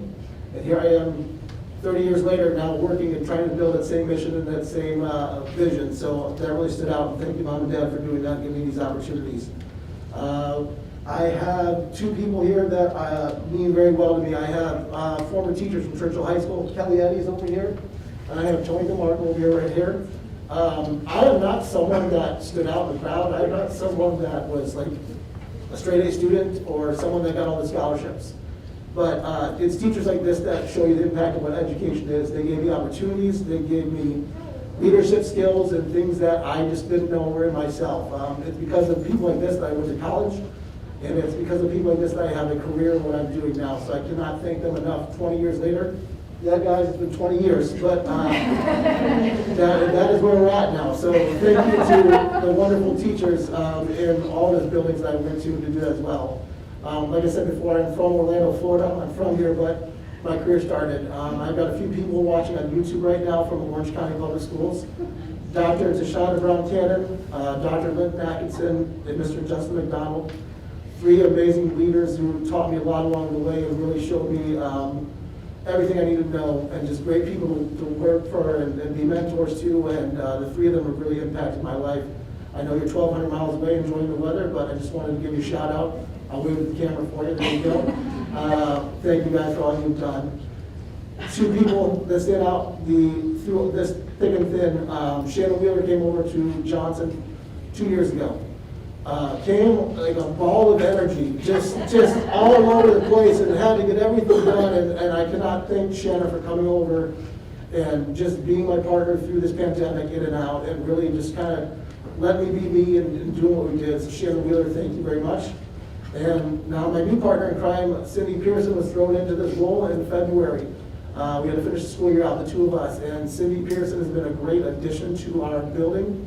She has been a great addition to the front office, and she is someone that is well respected by the Johnson community and the staff members there. So thank you, Cindy, for all you do as well.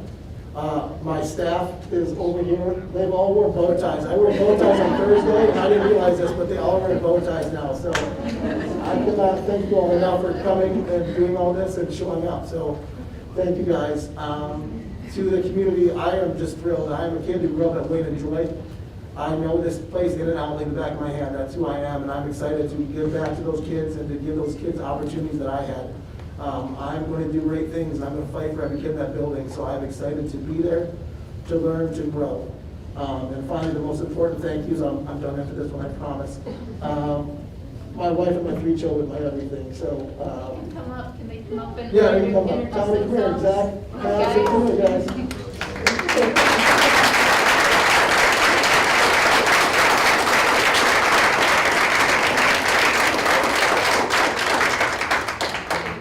Madison, she is 6, she attends Hoover.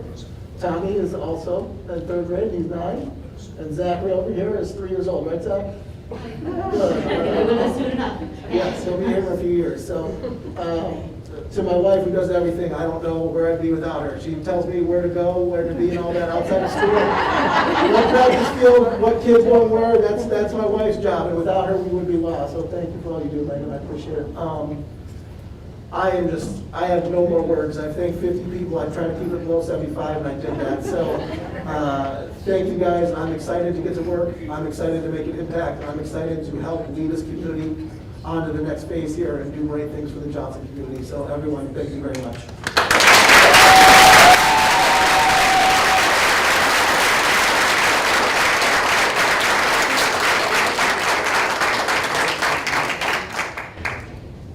Comments from board members? Tom, we are, I'm sorry, did I miss something?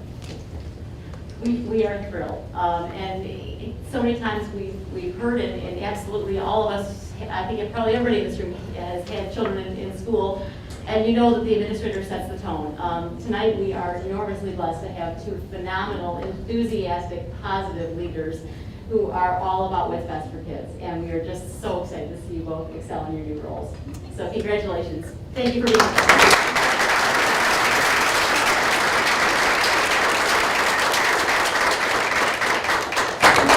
About a 2-minute break to congratulate our two new principals. We promised to try to dash in 120 seconds. For those who would like to give a quick congratulations, we will do so. We are at a quick recess.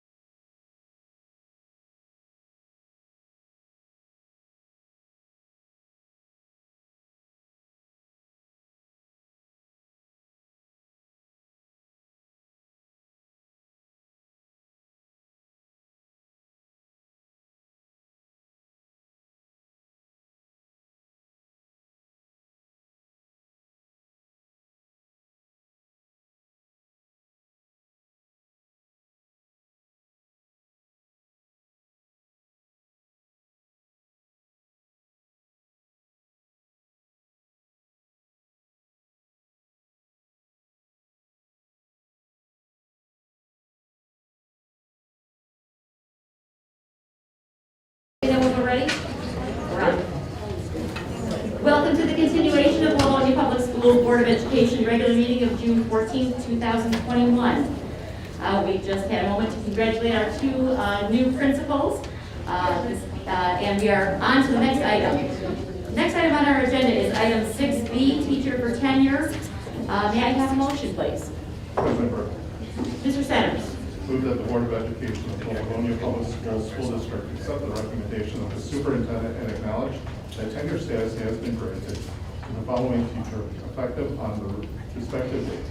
Erica Crawford, June 17, 2021. Support. We have a motion by Mr. Centers, supported by Mr. Johnson. And Mr. Latte? Yes, our teacher for tenure on this agenda has successfully completed the district's requirements for probationary teachers, including years of service, evaluation, overall performance, and documentation of student growth. We have carefully reviewed all supporting materials along with the recommendations of our building administration and have determined that this educator should be granted tenure with the Livonia Public Schools. All righty, thank you. Do we have questions or comments from the superintendent or board members? Yes, congratulations. Absolutely, congratulations. We have a motion by Mr. Centers, supported by Mr. Johnson for teacher for tenure. Mrs. Bradford, would you please take the roll? Mrs. Bonnefield. Or, I'm sorry, Mr. Centers. Yes. Mr. Johnson. Yes. Mrs. Bonnefield. Yes. Mrs. Jarvis. Yes. Mrs. Bradford says yes. Mrs. Acosta. Yes. President Burton. Yes, that motion passes. The next item on our agenda is item 6D, resignations, and that does not require board action. It's just for informational purposes. We'll skip over that. The next item on our agenda is item 6E, retirements. May I have a motion, please? President Burton. Mrs. Bradford.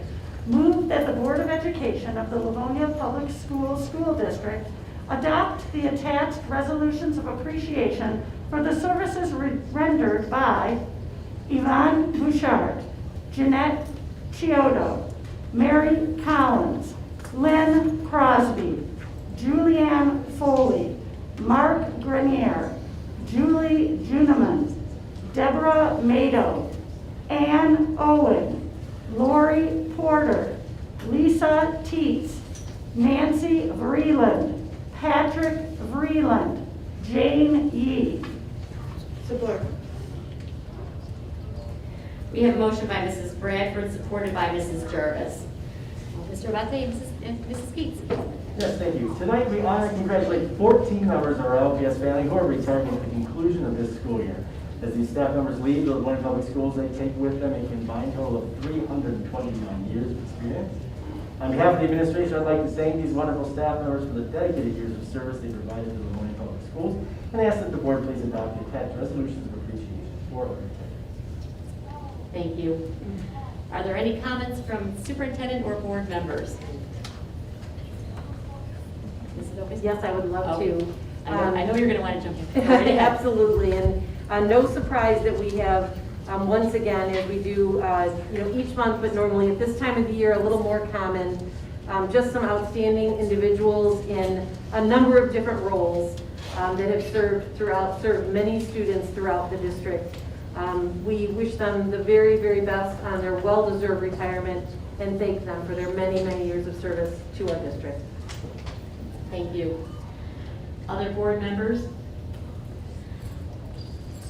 There are always, when we're looking at year end, there are always a number of staff that are retiring, and there are always a few that especially tug at your heartstrings.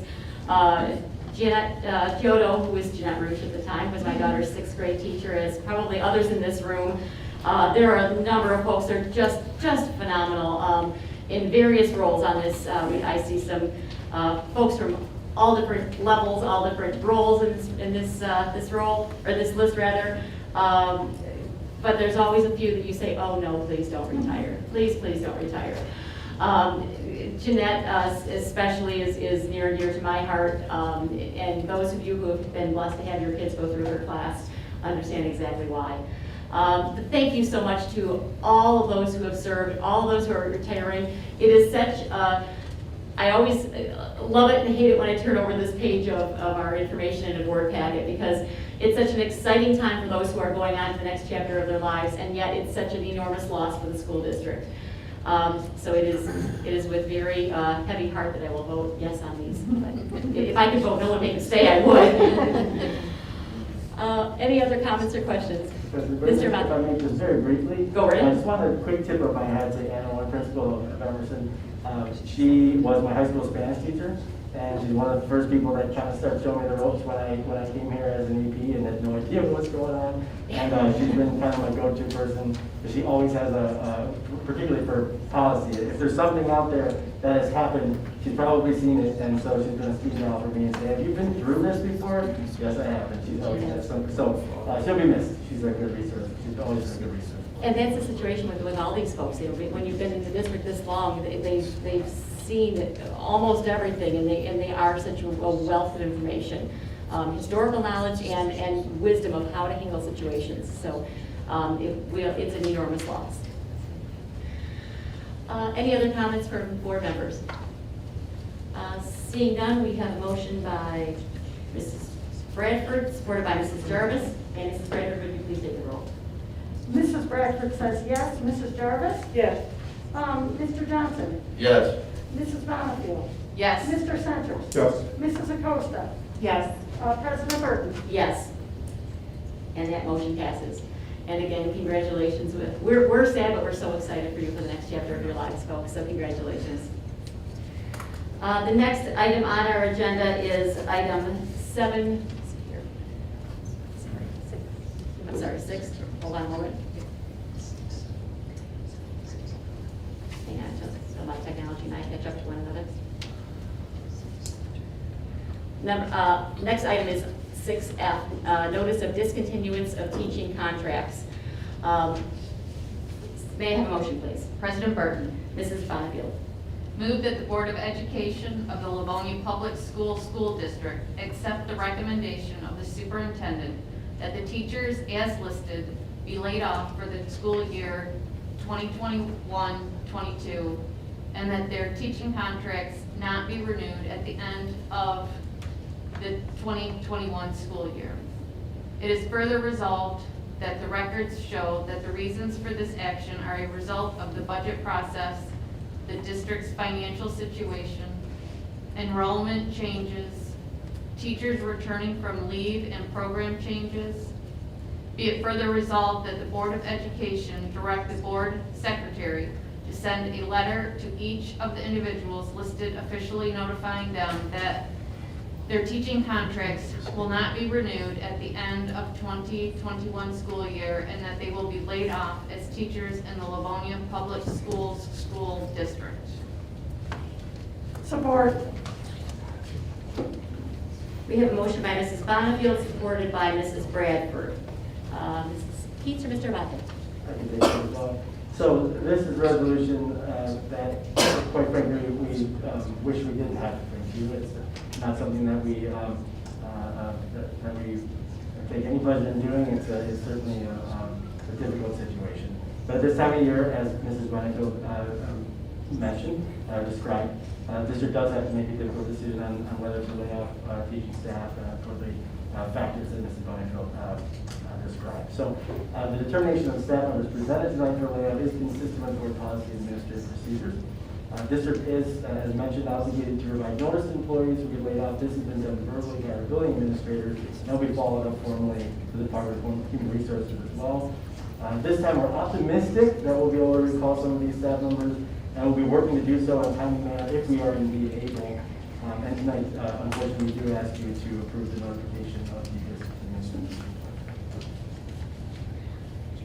Are there comments or questions from superintendent or board members? And Mr. Latte, we've been through this process many times. It's an annual process, but for those in the public who may be listening to our meeting, anytime there may be a change, even if a teacher is going from a full-time to an 8/10 position, it needs to be a layoff and a rehire, correct? Not necessarily if we're just reducing a small piece, but when we put all those bits and pieces together, when we're working on the scheduling, when you're looking at seniority, when you're looking at the enrollment numbers, and you have to kind of pull all that together. When you're done with that shuffling, you often have people that are displaced from positions because the need isn't there where it was the year prior. So often that, yes, that is. And I'll just certainly add and echo Mr. Abate's comments, and also a good deal of hopefulness as well. We have a budget that we are bringing forward this evening, as you know, that will bring an opportunity for some additional student support positions, both academic and social emotional, which we hope many of those will be filled internally, which would then hopefully open up some additional pieces. And so I know our human resources team, as well as our principals and our cabinet team, are committed to doing whatever we can to bring folks back as we have those openings and to do that as expeditiously as possible. Thank you. Which will lead us to the next motion here in just a moment. It certainly will. Any other comments or questions from the board? Seeing none, we have a motion by Mrs. Bonnefield, supported by Mrs. Bradford. Mrs. Bradford, would you please take the roll? Mrs. Bonnefield. Yes?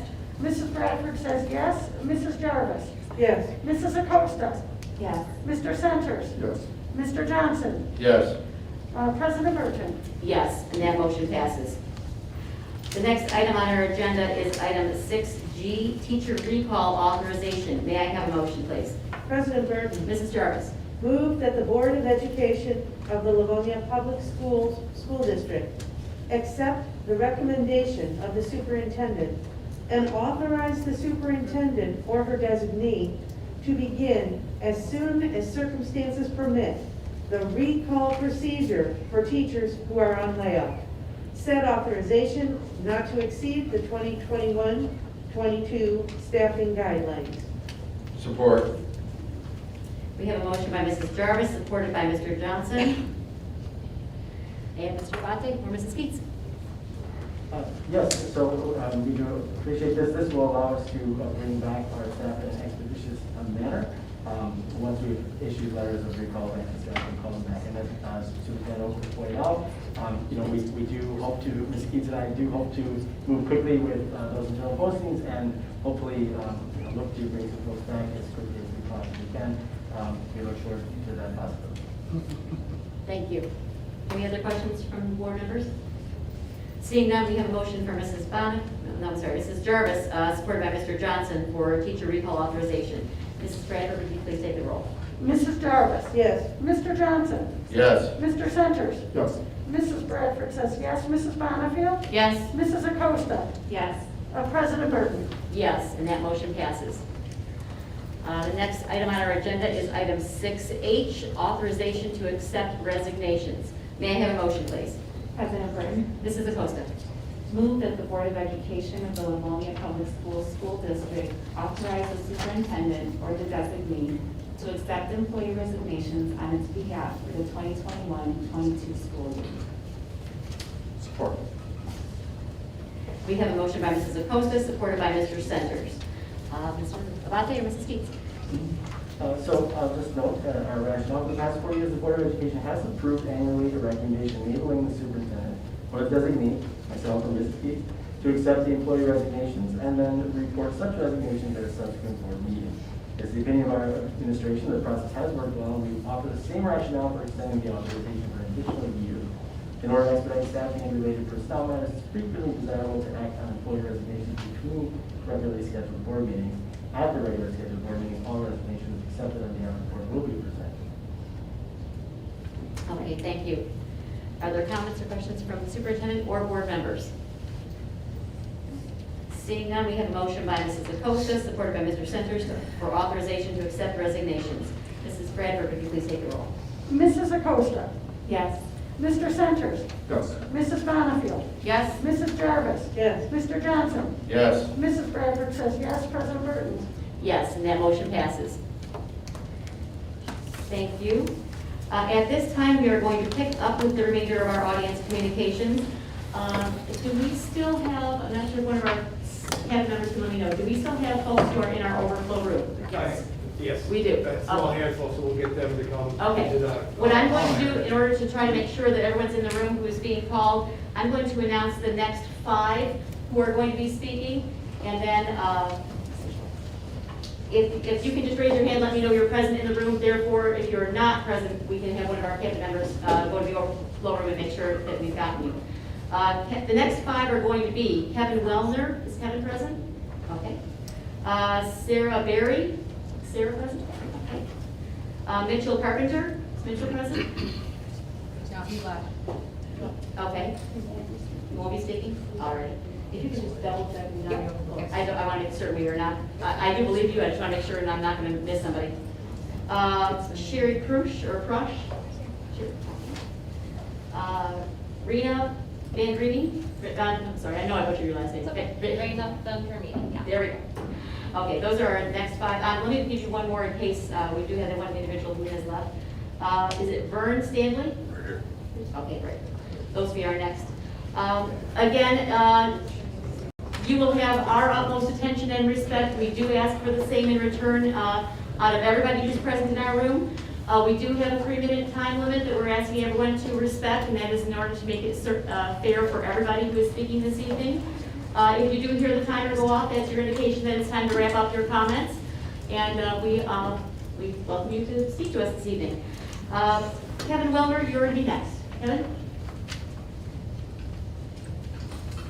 Turn your microphone on for you. Thank you. If you can give us your name and your address, appreciate it. My name is Kevin Wellner. My address is 1135 Edwin, that's Westland, Michigan. My daughter attends Frost Middle School currently. I just wanted to read a couple things. Michigan Law 380, 137B, Statement of Prohibited Practices, clearly states its scope. The following practices are prohibited for school personnel in the public schools of this state under all circumstances, including emergency situations. It goes on to list H. Any restraint that negatively impacts breathing. Face masks are a restraint, and they negatively restrain and impact breathing. It also lists B, the deprivation of basic needs. Face masks deprive students, particularly special needs students, of the basic needs to communicate with verbal clarity and facial expressions. They also deprive them of oxygen. While MCL 380.11A 3B does confer authority to every school district to provide for the safety and welfare of its pupils, while at school or school-sponsored activities, or while en route to or from school or a school-sponsored activity. It does not provide for it to break Michigan law or the constitutional freedom, rights, or sacred values of its students. My daughter has asthma, she has problems breathing, she doesn't get enough breaks, but like some of the other parents, she wants to go to school. Everybody deserves to go to school, you know, and she wants to be part of that. Earlier, I remember you saying that it was a recommendation of the state, not a requirement. And I've heard of several schools that have already taken away the mask policy. So I think it is up to the school district. And that's all I have to say. Thank you.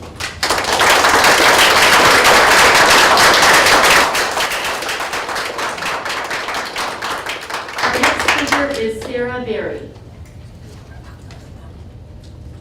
Good evening, Sarah. Can you give us your name and your address for the record? I just have a quick question. Certainly. Why do I have to read my address out loud? You have it on the paper? It's requested, it's not mandatory. If you don't want to, you don't have to. We just always ask. All right. Just for identification. So my name is Sarah Berry. I do live in Livonia, just behind Riley, a couple streets. I am a parent of 3 LPS students. I am going to be reading 2 statements from students and another letter written by an LPS parent who wishes to remain anonymous. So first, from a middle school student.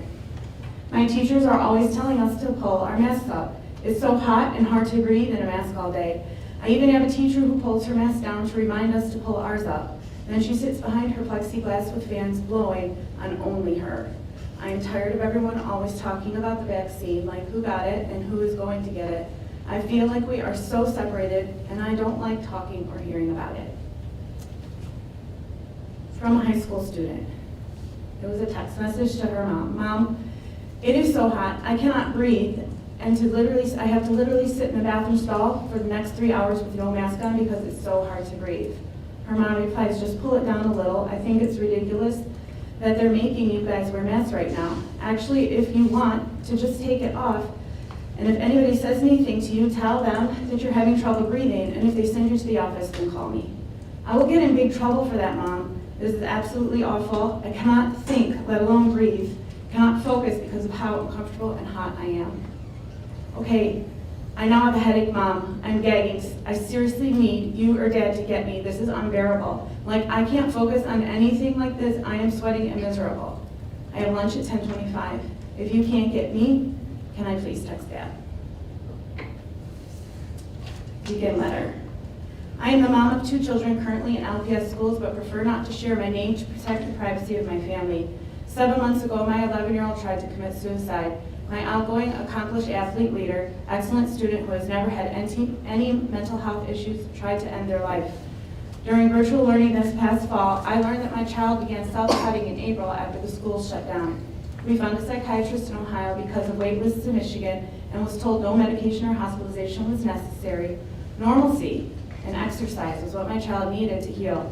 We did our best to provide that at a time when youth sports largely were not permitted. Virtual learning was underway. Politicians were too busy campaigning to care, and COVID reminders were everywhere.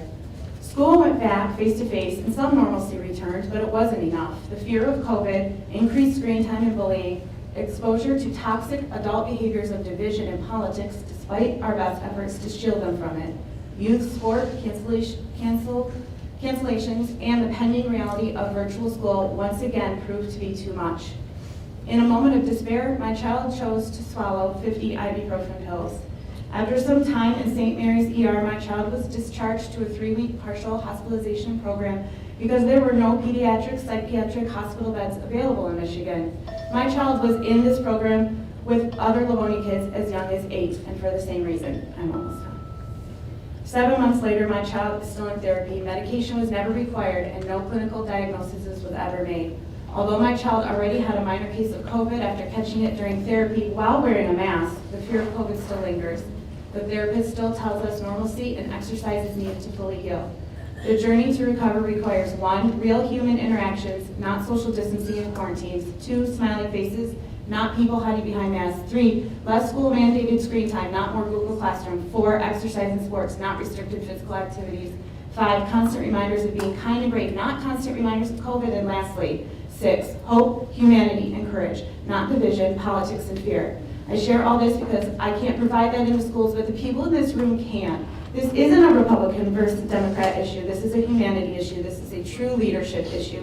If you're waiting for direction from the county or state, be the brave leaders our kids deserve, and that I know you can be, and demand the normalcy our kids need. So who in this room will be brave enough to leverage their connections in Lansing and with Wayne County to bring normalcy back to our kids?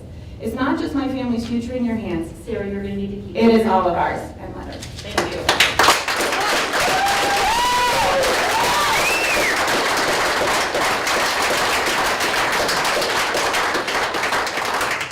Our next speaker is Mitchell Carpenter.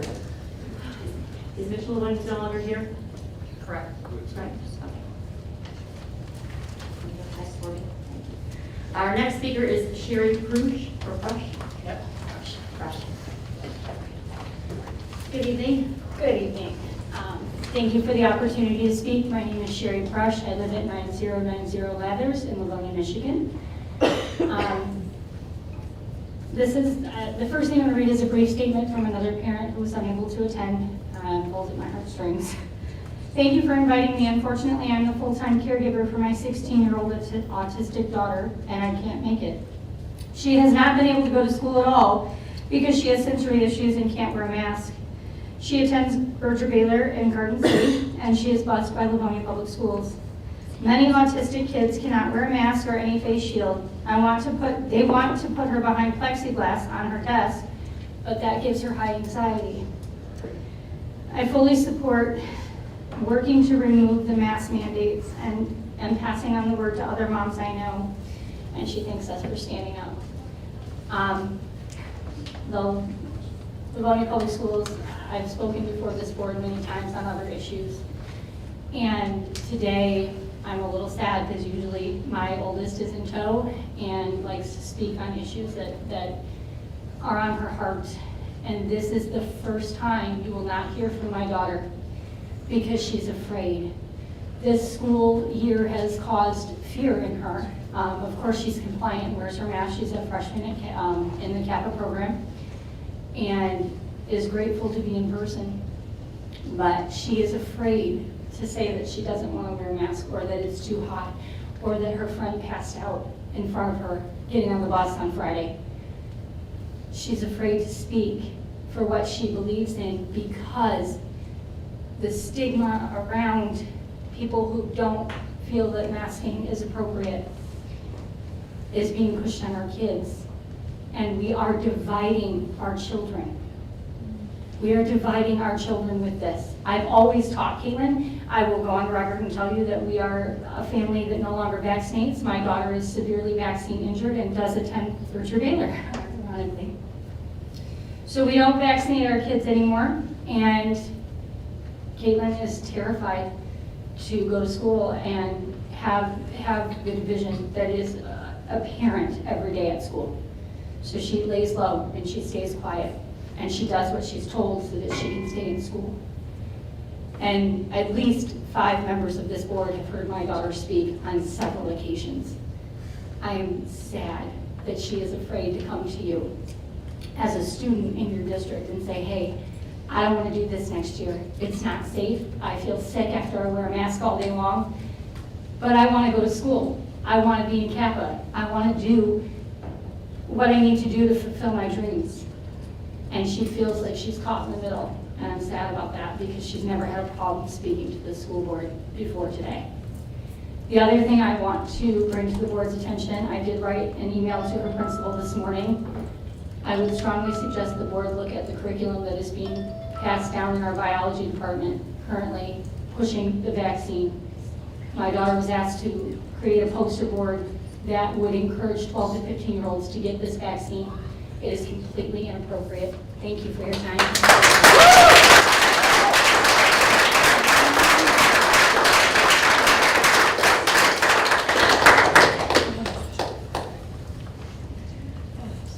The next speaker is Raina Vendrini.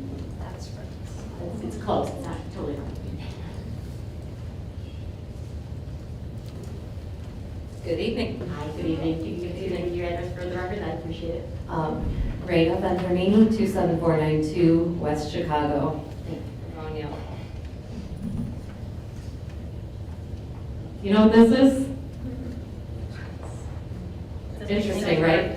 This is called a singer's mask. My son and his entire musical theater workshop class were forced to wear these on Monday, June 7th for their workshop performance. It was a 92-degree day. Most of the audience was unmasked, fanning themselves, sweating. These kids were wearing this, and it sticks up from your face, and you can't see good, and it's huge, right? Vision, breathing, singing, dancing, running, acting. No fans, no air conditioning. Parents were going out in the hallway to catch a breath. And we were all watching these kids. What is going on? We're tired. We are been tired of getting the runaround all year, bringing up our concerns and our complaints and our frustrations with masking, contact tracing, distancing, mostly masking for me. And I keep on seeing the finger pointing, and I feel like it's like the old kids song, if you excuse me. It's like, who told the masks to wear? Who told the kids to wear the masks all day? They told the kids to wear the masks all day. So, all right. So we tried to figure it out, and I came up with my flow chart of blame. So, and I did it in black and white because I think this needs to be black and white. So. A lot of us started with going to the principals, teachers, administrators. So here, I put that down here at the bottom. And I got a lot of answers. Pointed to the CDC, pointed to MDHHS, pointed to Wayne County Health Department, pointed to the board. That's about it. And then when you go to the CDC, well, CDC, that's out, because they are, if you dig into their website, they don't actually have science that tells us masks are good, healthy, effective against a virus. They have the opposite, so they're out, X them. MDHHS, well, they only do recommendations, and there was a Freedom of Information Act request earlier in this year, and they were not able to come up with any science. And actually, there were 2 of those, so no more there.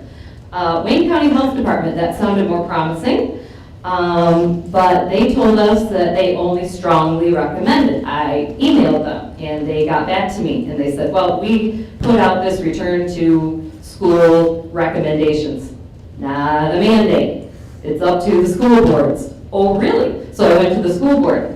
And this is kind of funny, but I put little notes to remind me. Wayne County said to the board, make a plan. The board said, okay, here's your plan. The county said, okay, thank you for the plan. And then the board said, well, you made us wear masks. It's your recommendation. And the board said, no, that was your choice.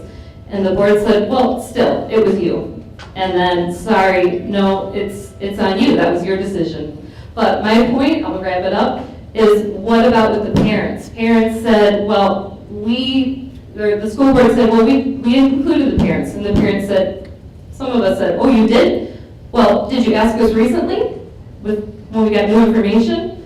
And what about these people out here, industrial hygienists and occupational health and safety professionals? They are the ones who protect. Don't ask a doctor, they treat. These people, industrial hygienists, they protect. They should be included. So here's my final thing. No, we are not listening to Wayne County, the governor, the media, the president, the CDC, and the HHS. The board, you made the decision. It's you. With us, supposed to be with the parents. So here we are. We have families should be at the center of this discussion. Parents and students making decisions for their own health and safety. No mandates. Rena, I'm you're sorry. going to wrap up your comments, I'm sorry. Okay, I'm done. So I will finish up by saying we want to partner with you, but we need you to listen to us and listen to the correct professionals. And we know that it is your decision. And I'm done. Thank you. Well done.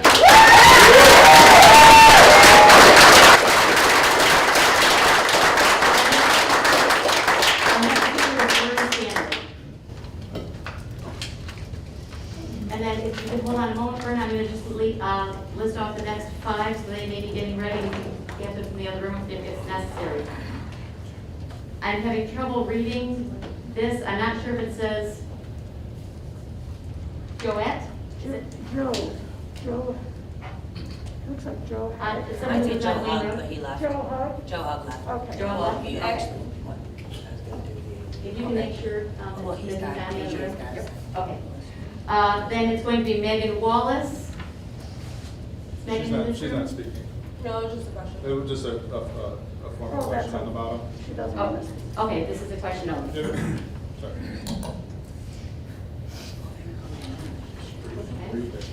Audrey Rogers, is Audrey present? Yeah, right, I'm right here.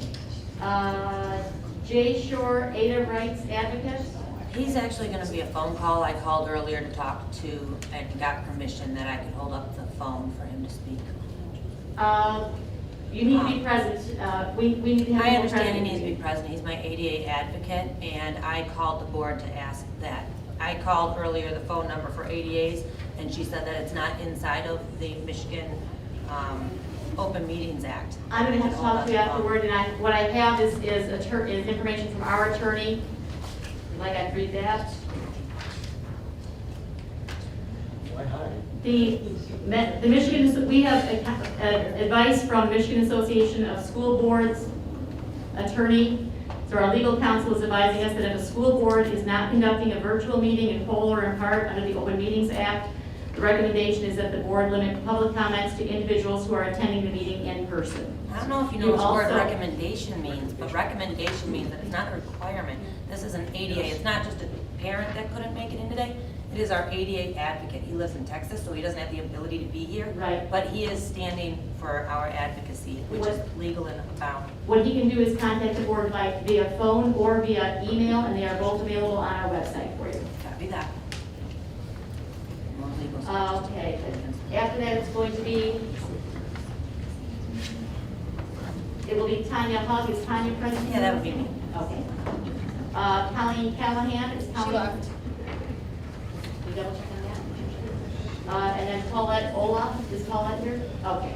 That'll take us the next few, and we'll go from there.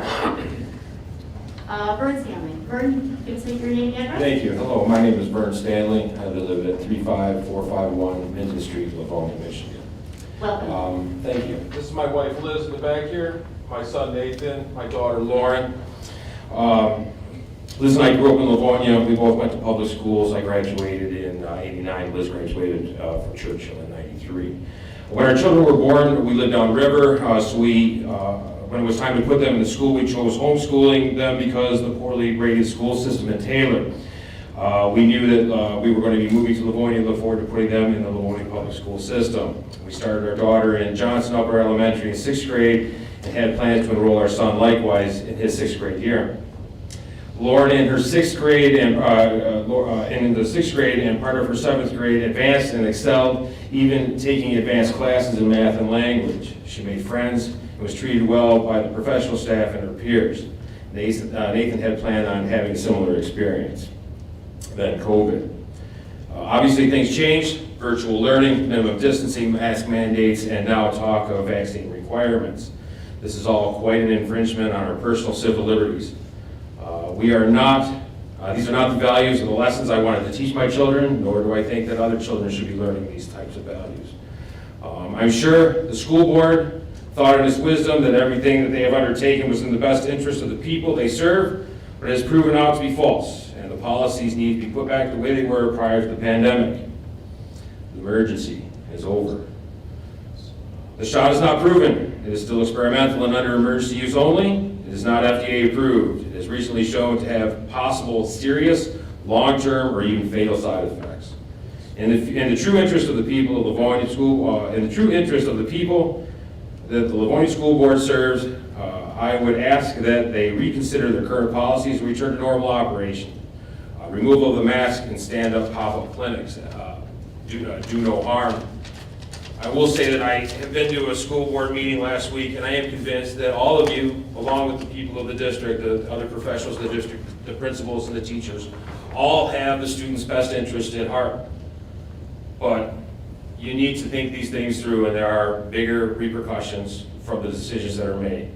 I don't know of any public comment that was taken during the beginning of the pandemic with all of the mandates and the different rules and regulations that were put in place. They are onerous. They need to be dropped. Thank you. Thank you.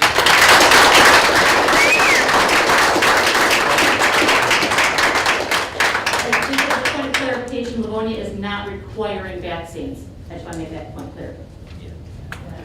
Audrey Rogers is our next speaker. But you're going to segregate people.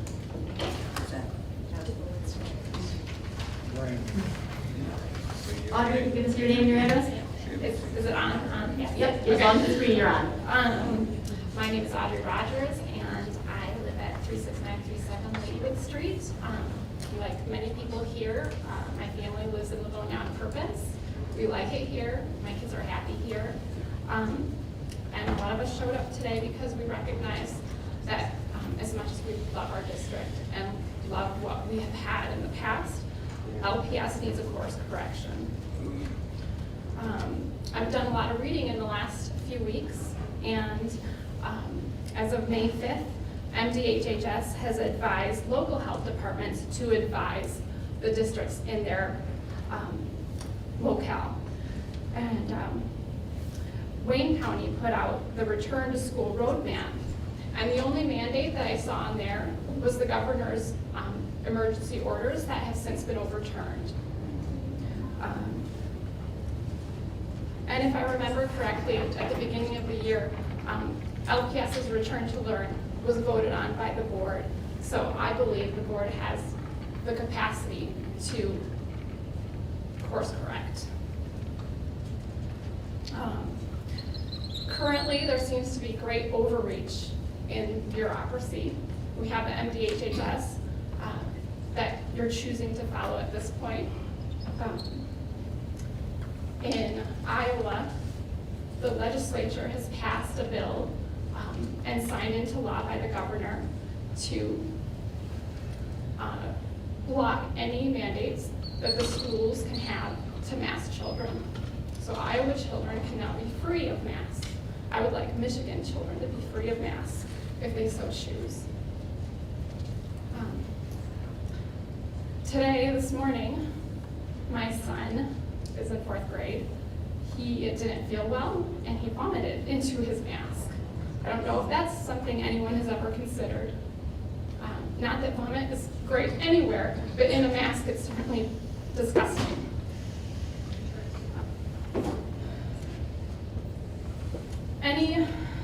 At this point, anyone choosing to follow a health agency that advises parents to put a face covering over their 2-year-olds,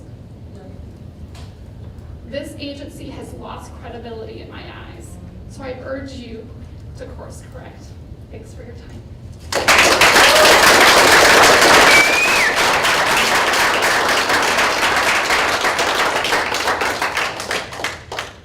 Our next speaker is Tanya Hug.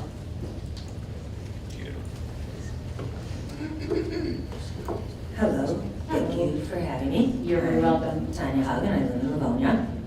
My request from this committee is that you pass a resolution banning the vaccine pop-up clinics on school grounds and public grounds immediately. All kids currently enrolled in the public school system are victims to the dangers of being a guinea pig for the big pharma. Even though there are preventative medicines and health practices that should be advocated for, instead they are pushing a vaccine that is not even a vaccine. I was told by an 8th grader that his health teacher in LPS outright lied to their students, telling them that COVID-19 was the 3rd leading cause of death for children.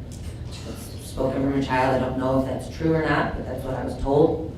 Given the extremely low risk of severe COVID illness and 99.98% survival rate for children, each one of you who took an oath to protect our children and uphold our constitutions should be asking, why is the prevention in creating a healthy immune system not the primary focus? And why instead are they promoting and encouraging an experimental injection that is not approved by the FDA? You need to ask questions about the long-term risks and side effects of these experimental vaccines and why it is being so heavily pushed onto our children with such a low risk.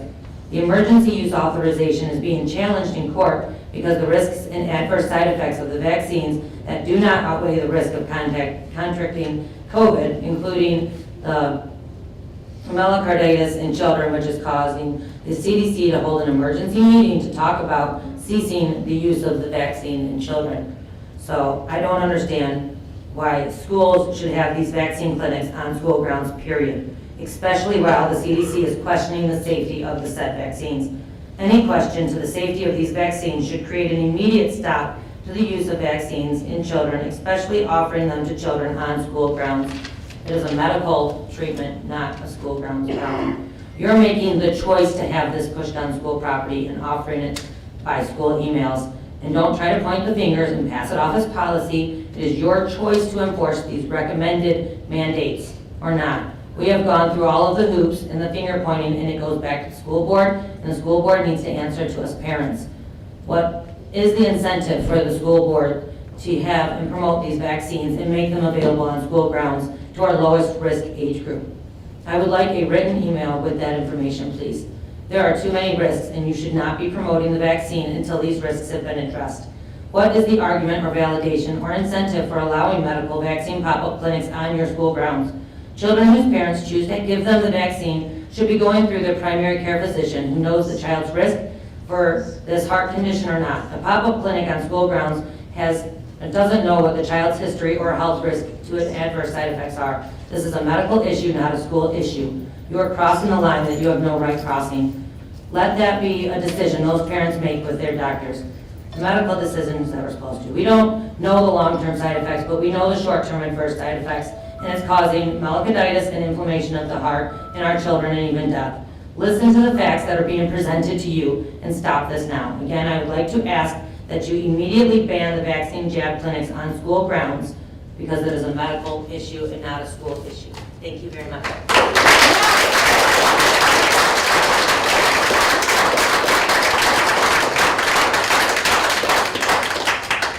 Our next speaker is Paulette Ola, and then I can just double check the remaining are here and in this room. Then following will be Ron Sterniak. Is Ron still present? Okay. Crystal Fulton, is Crystal present? Jill Solly, is Jill present? Not sure? Okay. Bryce Connor, is Bryce present? Yes. Okay. And Vanessa Lynn, it looks like. Present. Okay, thank you. Our next speaker will be Paulette Ola. Good evening. Good evening. Thank you for the opportunity. I'm Paulette Ola, lifelong Livonia resident, and I live in the 7 and Farmington area. I have a daughter at Stevenson. I'm here tonight, though, to play a testimony from a 7th grade LPS student. It's 1 minute and 20 seconds.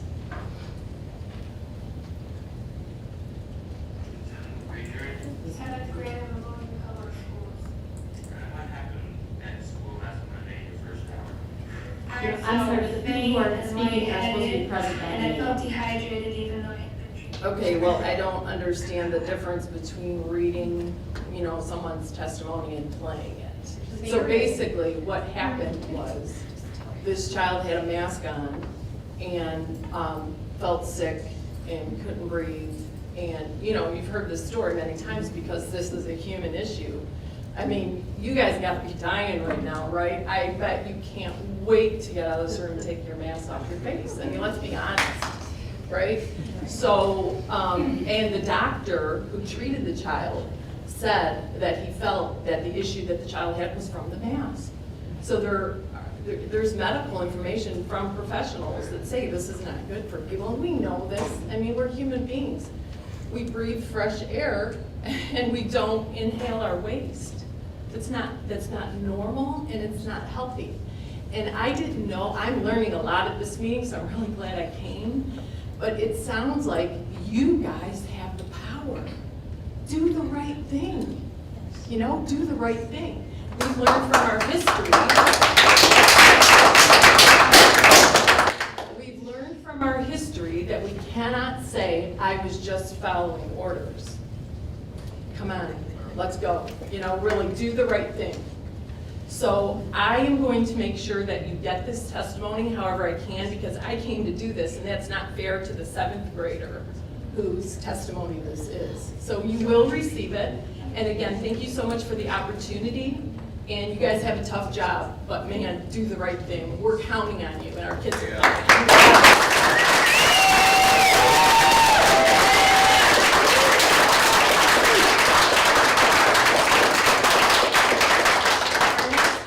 Ron Sterniak. Ron? Good evening. Good evening. As you stated, I am Ron Sterniak, and I live in the great state of Michigan. I wanted to talk first about the ineffectiveness of the mask, which was brought up several times. I kind of consider these to be summary statements. And then the second is the negative impact of the mask. And then third would be the path forward. First, children, we all know, are less susceptible to the virus. I've seen that the mortality rate for K through 12 is 0.00003, or 3 in 100,000. That's less than the percentage who die from playground accidents, and yet we still allow our kids to do playground, I believe. Also, the children are less likely to spread it because, as we all know, they have a much lower viral load, so they're really not putting anybody else at risk. So, to me, I just don't understand what's going on. But the second point is the CDC last week, and another woman, or a woman mentioned this earlier, they stated that the only value of masks is if a masked person has COVID, the mask marginally protects non-infected people. So everybody that's wearing a mask, you're really not protecting anybody, yourself or anyone else. It's also been proven that the masks aren't going to stop the virus. The virus will get through the mask you're wearing, so it's not, you know, if there was a big glob of something, possibly it would stop that. But otherwise, your mask is doing you no good whatsoever. Then let's talk about the negative impact of the masks. And this has been brought up multiple times by multiple parents. But it's you're breathing an unhealthy carbon dioxide level. And your oxygen level, if you would get monitored after you take that mask off, you'd see that your oxygen level is low, and that's just promoting inflammation throughout your bodies. Even worse, it's doing it throughout the bodies of their children. So, you know, number one, the masks are ineffective. Number two, there's high negative impact on the wearers. So, the third point is the path forward, and I think it's been brought up by several of the other parents here. You can't hide behind it's a recommendation. You have to do what's right. The only way that the right thing happens is when good people stand up and support it. That's what you need to do.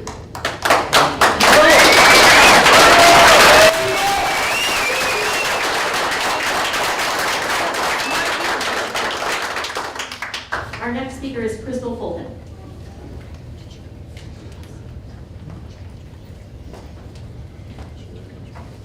Hello. Hello there. Fulton. I've been kind of going back and forth with emails. I did get a response this past Friday because Colleen has responded on behalf of the Board of Education.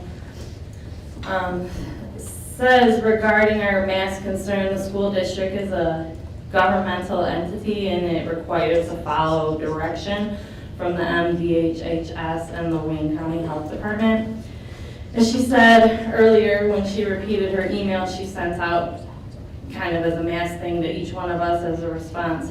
The school district was required to present a mitigation plan to the Wayne County Health Department for its approval in order to be allowed to conduct school in person. We are told that mitigation plan includes the wearing of masks under the strong recommendation of the MDHHS and CDC. That's how they put it. You're saying these recommendations still stand due to the fact that the majority of our students in our school buildings each day are not yet fully vaccinated.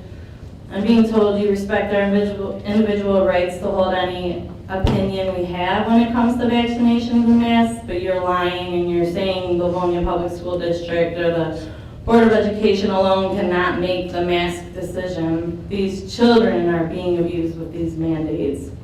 Regarding vaccinations, you're telling me parents enjoy the clinic opportunity. You're comparing that to when the district has offered sports physicals at high schools as convenience for families. I don't see these as similar events. I see this as child abuse being done with an experimental Pfizer product that our kids are being bullied and pressured into receiving. I am disappointed that the updated 12 and up Pfizer fact sheet was not provided along with the clinic sign-up email. All LPS parents were told the shot was approved. I'm happy you're willing to change the wording to authorized and plan to keep that misinformation from happening again. I expect the truth to be sent out on any further written communications that go out regarding vaccinations. I need to know for a fact I can send my child into the fall school year without a mask. You are saying you hope the masks are no longer recommended or required by the health agencies by then. Please stop acting like you're not the responsible and liable ones. I do wish to advocate to assure this. I will contact the Wayne County Health Department and the MDHHS since you're saying they have more control over this decision than any school district or Board of Education. There have been no studies done on how this will affect the development of small undeveloped lungs and brains due to the lack of oxygen and breathing in CO2. And we literally are compromising a generation of children on the risk of an unauthorized experiment, clinical test, and trial. I have huge issues with the health practices of LPS as they relate to COVID. We will contact Dr. Jennifer Tearil, the LPS Director of Student Services. COVID is a thing of the past. I am not sure why you are forcing this fearful lifestyle on our children. I expect school to go completely back to normal. We need to have the choice. Today, there was a clinic at Frost Middle School. The second dose participators were sent out an email. I was told it'd be inappropriate for you to send that email to the entire community.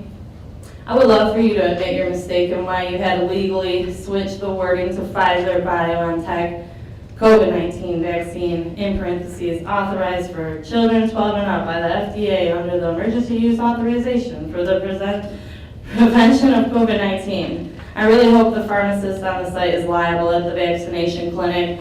I know the Livonia board will not be able to handle the liability of an adverse reaction like they did today when the emergency and the stretcher got pulled out today during their second shots. Thank you.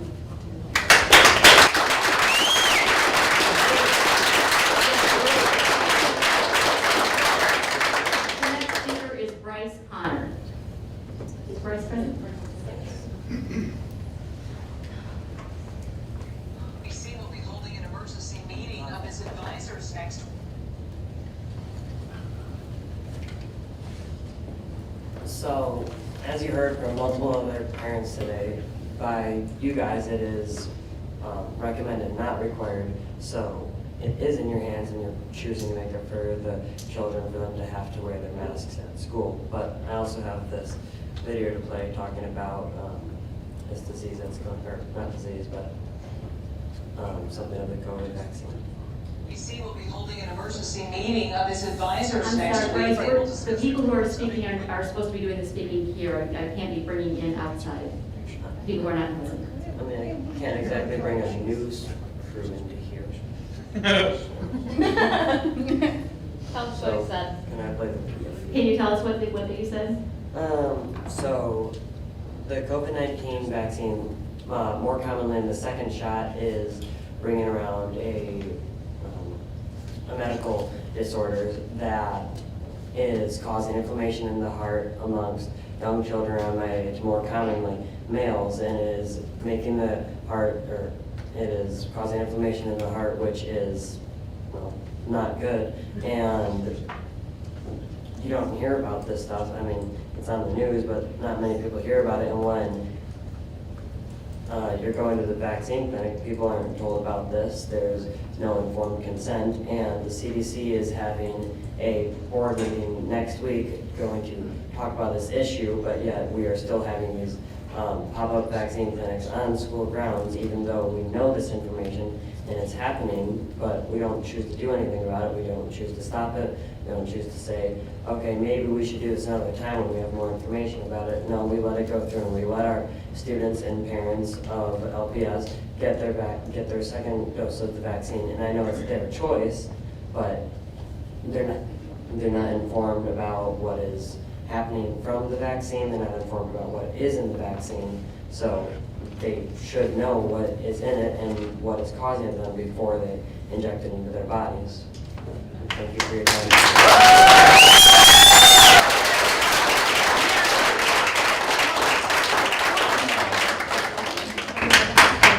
Our next speaker is Vanessa Lynn.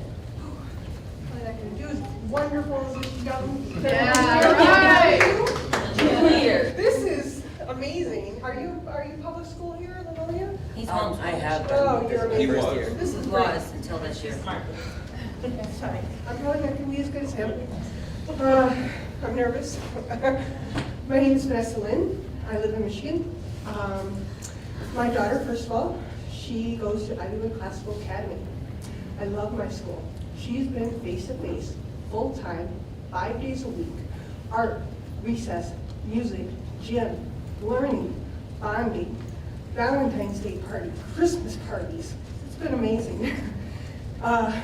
They have gladly accepted our waiver for masks in school.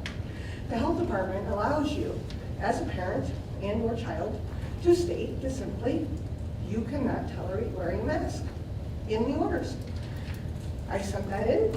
My child has been without a mask, I think it was right after the election, so November. It's been amazing. Many of her co-students, I don't know, classmates, walk around free breathing all day long. My child has not missed one single day due to COVID this year. I say that with so much gratitude. I'm almost overwhelmed with tears to say it. And also sadness listening to all these other students who aren't afforded the same benefit. Why? Why can my child go and your children cannot? Look at all these children just begging just to come and learn. Okay, so I'm going to take some excerpts here. This is from Dr. Jeremy Schacht. He's a chiropractor locally. He presented this information to my school board and I think a couple others. But there are a couple of facts here. Sorry, I'm shaking. The negative effects on masks on people are especially in children are many. I will focus on three aspects here. First of all, I did not know this, but mask wearing leads to mouth breathing. Because of the restricted airflow, excess heat and sweat produced, many people begin to breathe through their mouths to alleviate the situation. This is a subconscious action. One of the problems with mouth breathing is that the air does not pass through the nasal cavity, which bypasses multiple layers of defenses against pathogens. In particular, the nitric oxide is a major player in the antiviral response to stop infection, to maintain healthy immune system response once infected, and to repair from damage caused by the virus. Nitric oxide is produced by nose breathing. And I will forward this information to you so you have this, the studies that he's referencing here. Also, cloth masks also increase the chances of ILI, which is influenza-like illness. Coronaviruses are classified under ILI. In the following study, it was found that the cloth mask arm had significantly higher rates of ILI compared to non-mask wearing controls. Finally, mask wearing is harmful to the psyche of children. Facial recognition is one of the fundamental aspects of neuropsycho-emotional development. Mirror neurons, I've just got one last paragraph and I'll stop. Mirror neurons are responsible for us mimicking what is going on in others. If someone hurts, we see that and feel the hurt in the same way that you yawn, you see another yawn. This is a basic foundation for empathy. When you cannot see another's face, you are unable to understand what is going on with them. This is dangerous territory for children not to be able to see their teachers, let alone their peers' faces. Anyway, so I know my time is up. I would like to forward this information to you.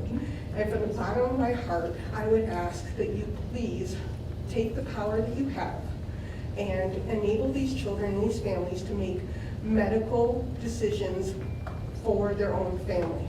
There's nothing preventing somebody saying that they would like to wear a mask, let them wear a mask. But please let those who don't be healthy. Thank you for listening to me.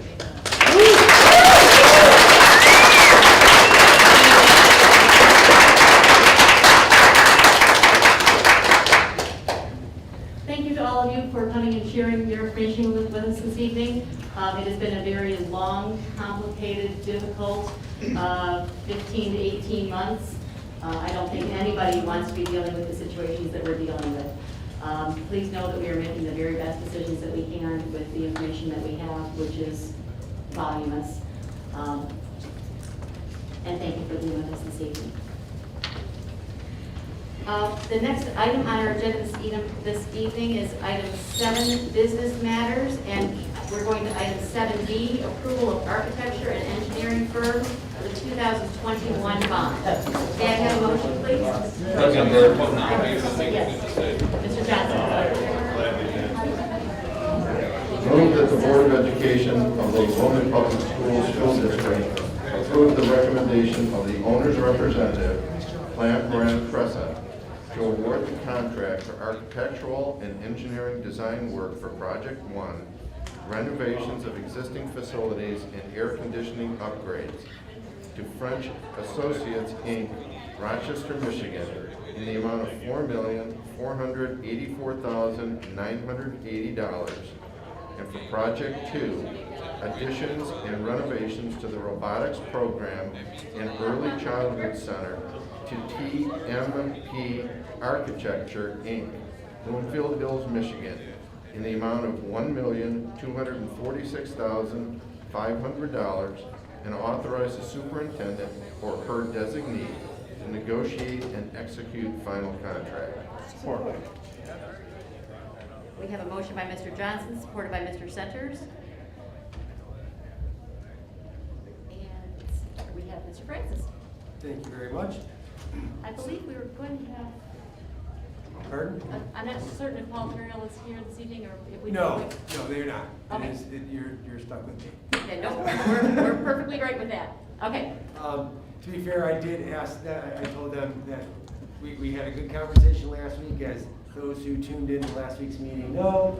The board was here, and I had just basically told them, I'll go through it. That's perfectly fine with me. In fact, the architectural firms both were interested in joining. I said to them, you don't have to, it's okay, the board knows you are excited. There were some conflicts in a couple of their schedules as well. So I said, we understand, you're excited, we're excited, it's okay. And so I am the standing survivor of that, and I'll be happy to talk about it a little bit. Terrific. And as you said, we've discussed this at multiple meetings before we got to tonight anyway, so we're fine with that. Correct. And I know that the board was extensively involved as we went through this process, because we have discussed with the board on multiple occasions the process that we outlined and wanted to follow. The board had input on that process, and long story short, to boil it down, with the board's input, the district bond team had come up with the process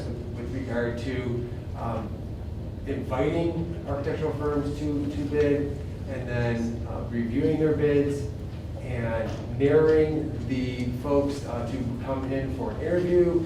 We had folks from the Livonia Public Schools, we had folks from the owner's rep, Latte and Prana. We had district attorney on that interview team. We even had board representation on that interview team. So we had quite a process to go through. And we actually, in the bid, as we discussed last week, had broken into two projects. Project one, as was described, with the existing facilities, and project two, the additions and renovations. So we are very proud and excited to recommend to the Board of Education for your vote this evening, both French Associates for Project 1 and then TMP for Project 2 as the architectural engineering firms.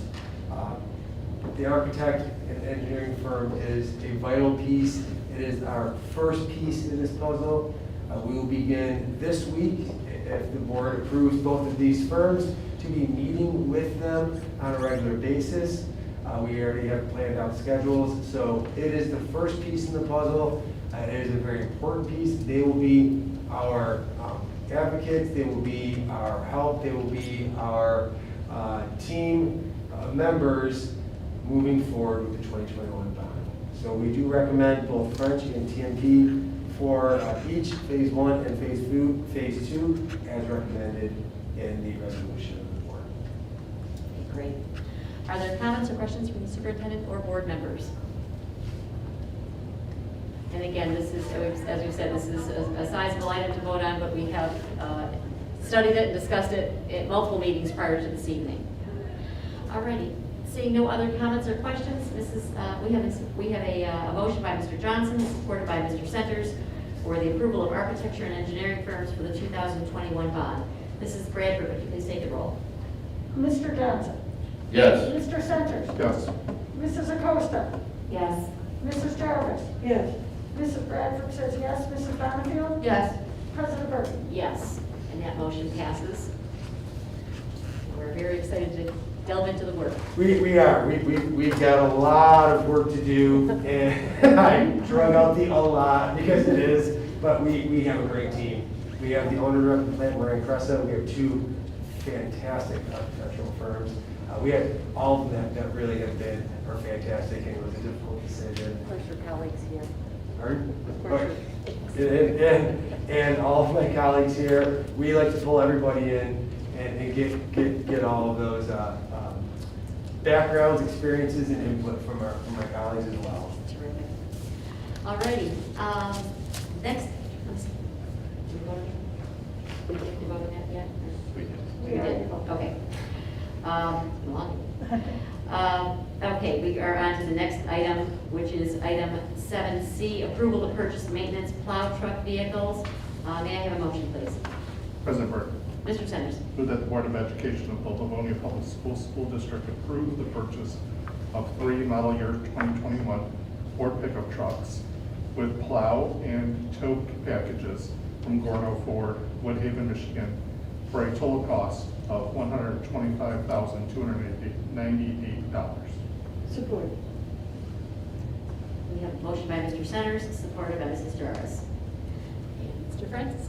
Thank you very much. We had a very good conversation last week about the tow trucks, and we found that we had a couple of items that, and I sent some information to Mrs. Oquist, and I think she shared it with the board with regard to the typo, and it was just that typo. It said model year 2019. Frankly, I emailed the rep back and said, but we want the 2020s, right?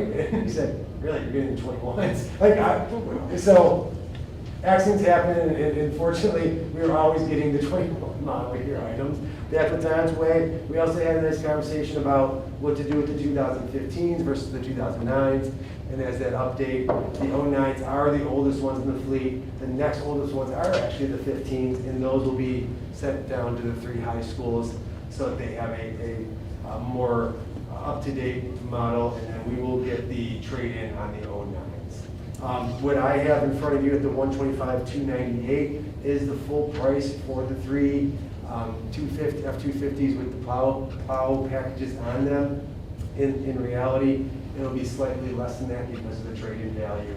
But right now, this is what we have for the board's approval, and that's the purchase order we'll create. We can always go under a purchase order. We can't go over without board approval. Sounds good. Comments or questions from the superintendent or board members? All right. Seeing that, we have a motion by Mr. Centers, supported by Mrs. Jarvis, for approval to purchase maintenance plow truck vehicles. Mrs. Bradford, would you please take the roll? Mr. Centers? Yes. Mrs. Jarvis? Yes. Mr. Johnson? Yes. Mrs. Bradford says yes. Mrs. Acosta? Yes. Mrs. Bonnefield? Yes. President Burton? Yes. And that motion passes. The next item on our agenda is item 7D, approval of resolution to ratify the sale of bonds. May I have a motion, please? President Burton? Mrs. Bradford. Move that the Board of Education of the Livonia Public Schools School District approve the resolution to ratify the sale of the 2021 voter-approved bonds. Support. And we have Mrs. Smith addressing this item for us. Thank Good you, evening. President Burton. We had a very exciting day here. Today was the pricing for our first series of bonds for the 2021 bond. And so we saw really great interest rates. We were, the district was happy with what we saw. Our financial advisors, PFM, were happy with the numbers that we saw. So I'm very excited. We're working on those final numbers right now, and I'm happy to update the board once we get that all summarized for you. But it did go really well. So we are recommending that the board approve the sale tonight, and we move forward with this opportunity. Excellent. Thank you. Are there comments or questions from the superintendent or board members? No, we were just very pleased with the timing, very pleased with the initial sale. Okay, great. Off to a great start. And these, Mrs. Smith, these are going to be sold in 2 series, is that correct? 3 series, actually. 3 series, okay. 21 and 2021, 2023, and 2025. Okay. And they are 20-year term. Okay, great.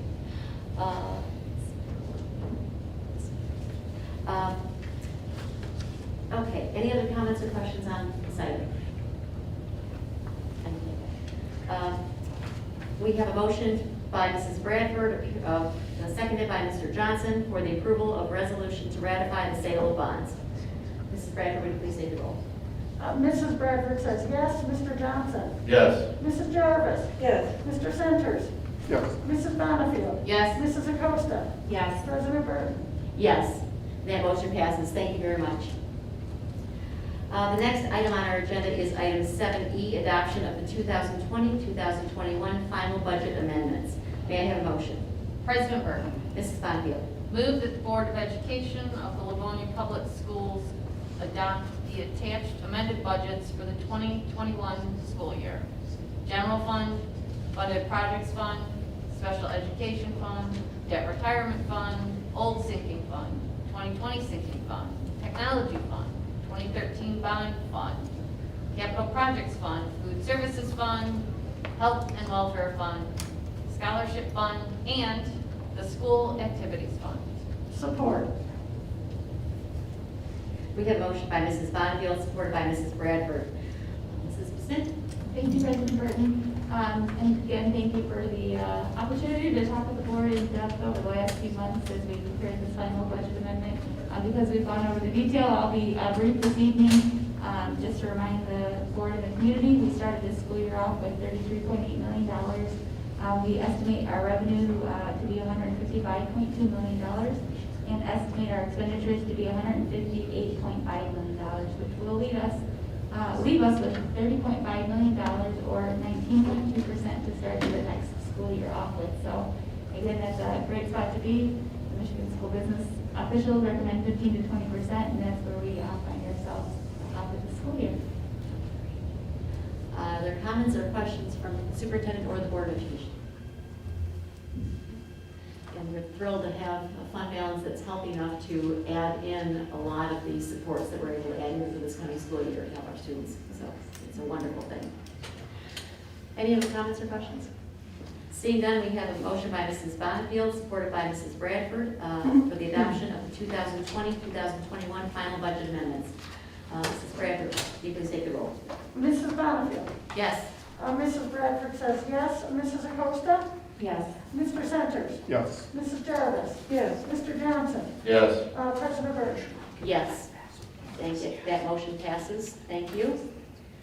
The next item on our agenda is item 7F, approval of 2021-2022 proposed budget and millage rates. May I have a motion, please? President Burton, Mrs. Jarvis. move that the Board of Education of the Livonia Public Schools adopt the attached proposed budgets for the 2021-2022 school year.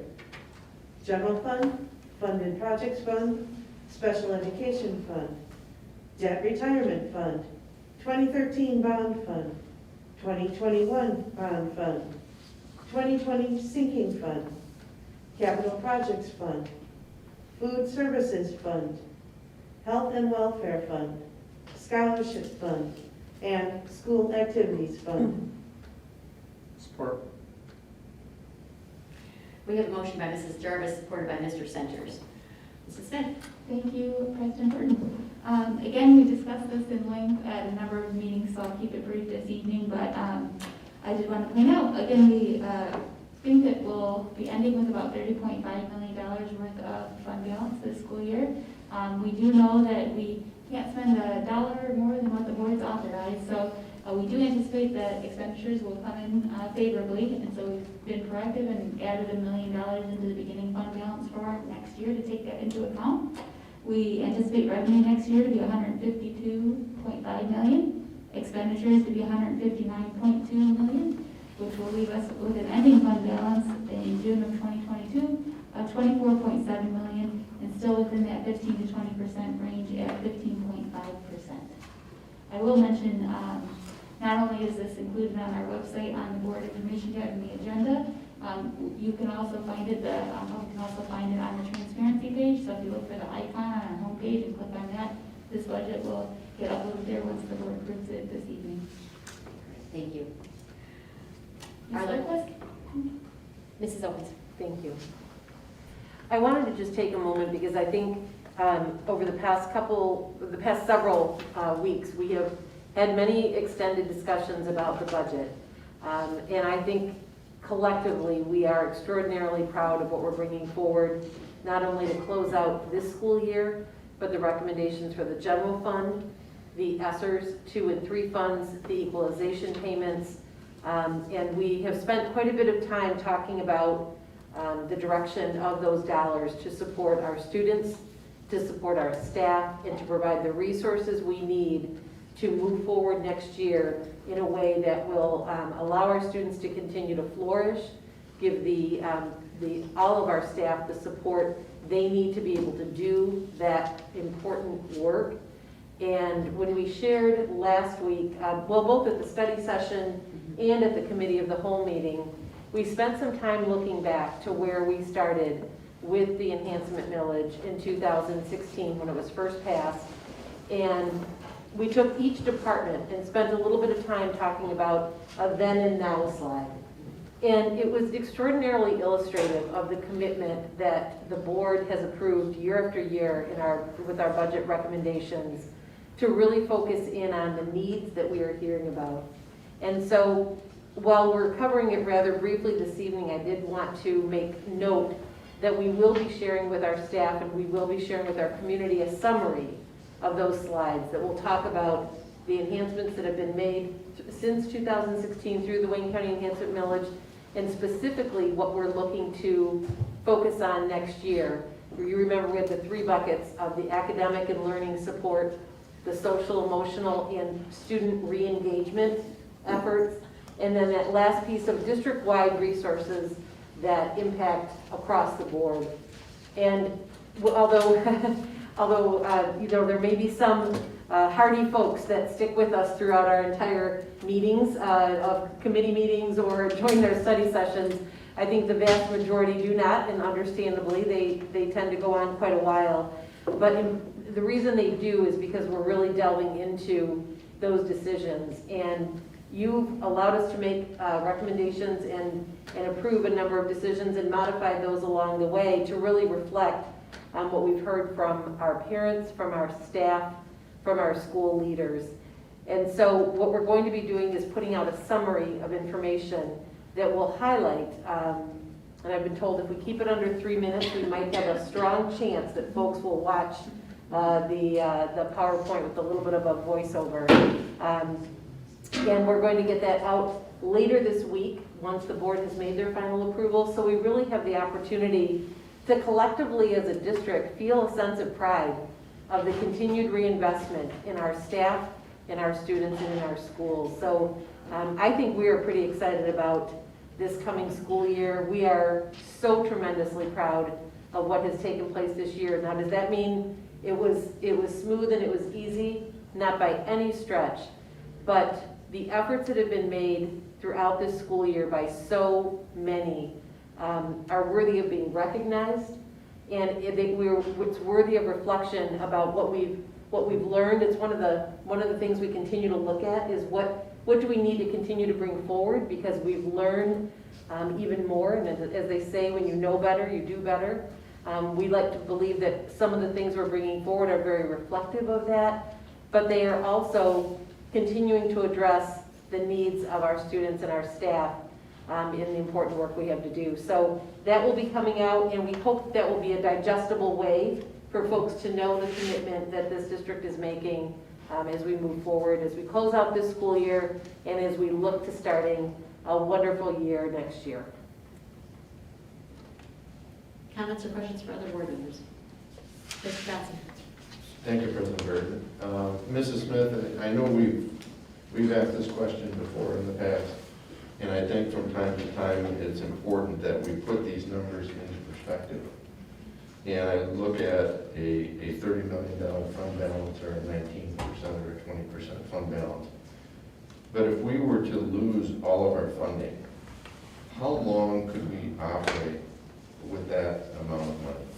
You know, it boils down to actually just a few weeks. I want to say maybe 8 weeks, 10 weeks worth of funding. And I agree with you. I think it is a big dollar amount, and you lose sight of that when we talk about it. So I always like to refer to the percentage because I think that's more digestible. And again, 15 to 20% is what they recommend. And we've seen the reason why we've lived through it over the last decade. We've experienced a $470 per pupil cut in the middle of the year, which is devastating to districts, and thankfully we did have funds to rely on. We experienced it just recently with the pandemic and the potential impact on the sales tax revenue that would impact our district, and they were saying brace for a $650 per pupil cut, not only for 1920 but for the 2021 school year. And again, that's devastating to districts, especially when it comes to 5 weeks before the end of the school year when you don't have time to make any shifts in your spending. And so it's because of that fund balance that we were able to ride that storm out, and thankfully those cuts didn't come to fruition. But if we didn't have the fund balance to rely on, we wouldn't have had that opportunity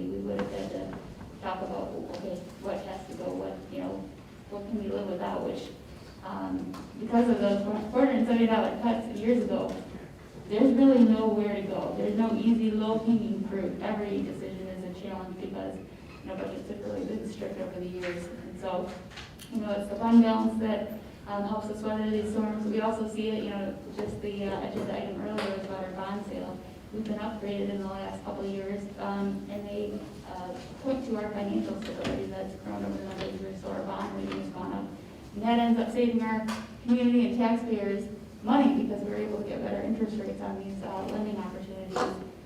So just a myriad of reasons why having that fund balance is so important, and why we're so excited to be where we are right now. And again, the fact that it's not at the expense of the students in front of us today. We made a number of recommendations that we're so proud of, and so happy that the board is supportive of, and yet we still can maintain that sound financial position as well. And I think it's also important to understand that we've never really been compensated back for that $470 when you take inflation into consideration. We are not back to where we were pre-cut. And it's been through the hard work of your department making necessary cuts and tightening our belt where it needs to, that we've been able to at least weather that storm, as you said. So we appreciate that. Thank you. We appreciate the board. Thank you. Comments for other board members? Mrs. Okus, one question for you. The 3-minute synopsis that you're talking about, is that going to be on our website? Is it going to be emailed out to families? How can they access that? Well, now we're definitely feeling the pressure of the 3 minutes. Now that we've put that out there. But that will be emailed. Or the brief. We'll just call it the brief. Brief summary. It will be emailed out to staff, and it will be emailed out to families. Okay, great. Terrific. Any other comments or questions from board members? Seeing none, we have a motion by Mrs. Jarvis, supported by Mr. Centers, for the approval of the 2021-2022 proposed budget and millage rates. Mrs. Bradford, will you please take the roll? Mrs. Jarvis? Yes. Mr. Centers? Yes. Mrs. Donafield? Yes. Mr. Johnson? Yes. Mrs. Acosta? Yes. Mrs. Bradford says yes. President Burton? Yes. That motion passes. We've clapped for a lot of things tonight. I'm going to go. There we go.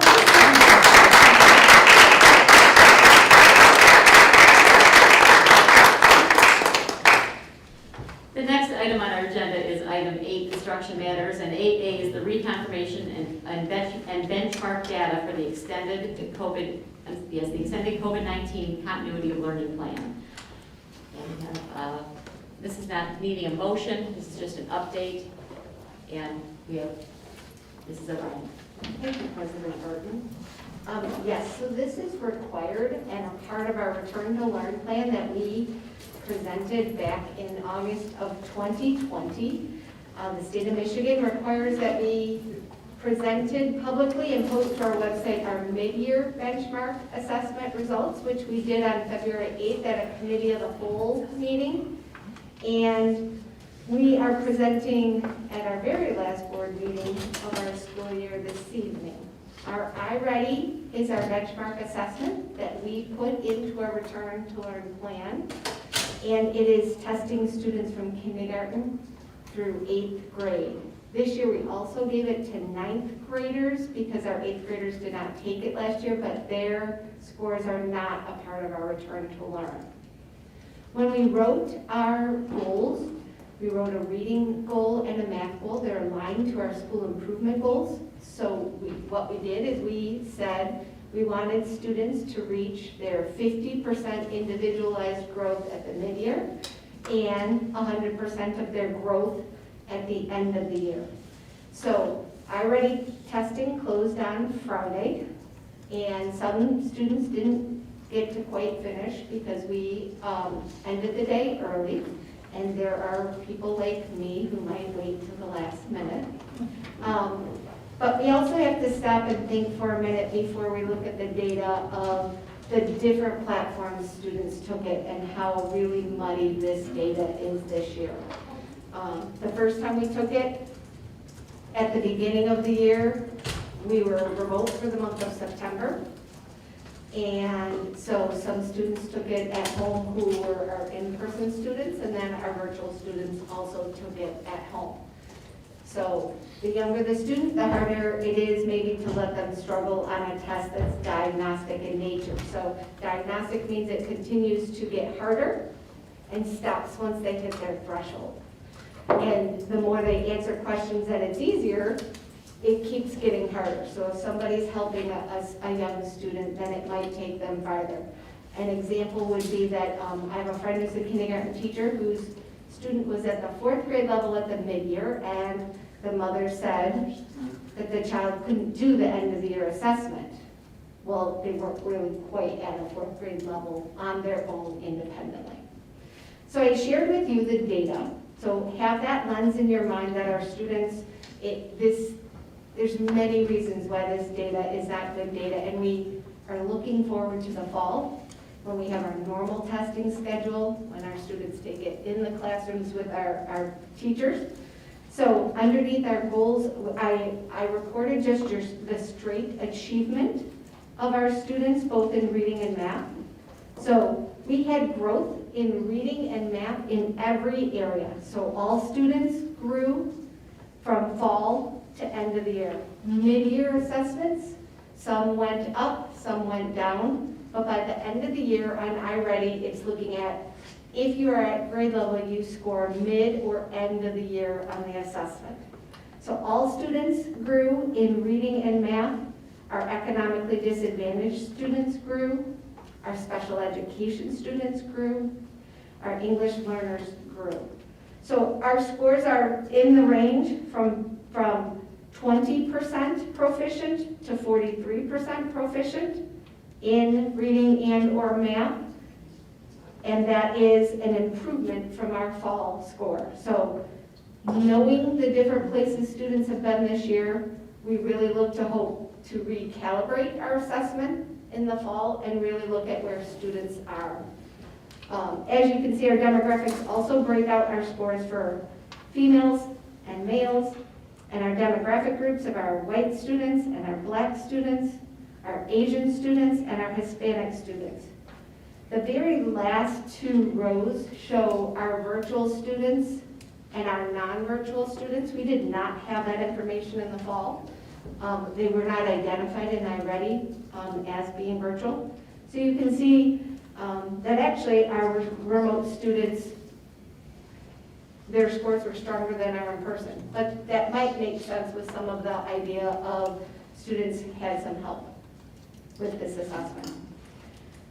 Our original goal was growth on their own individual growth targets, and on the second page of your assessment results, it does show the percent of students that met 100% of their typical growth targets through iReady.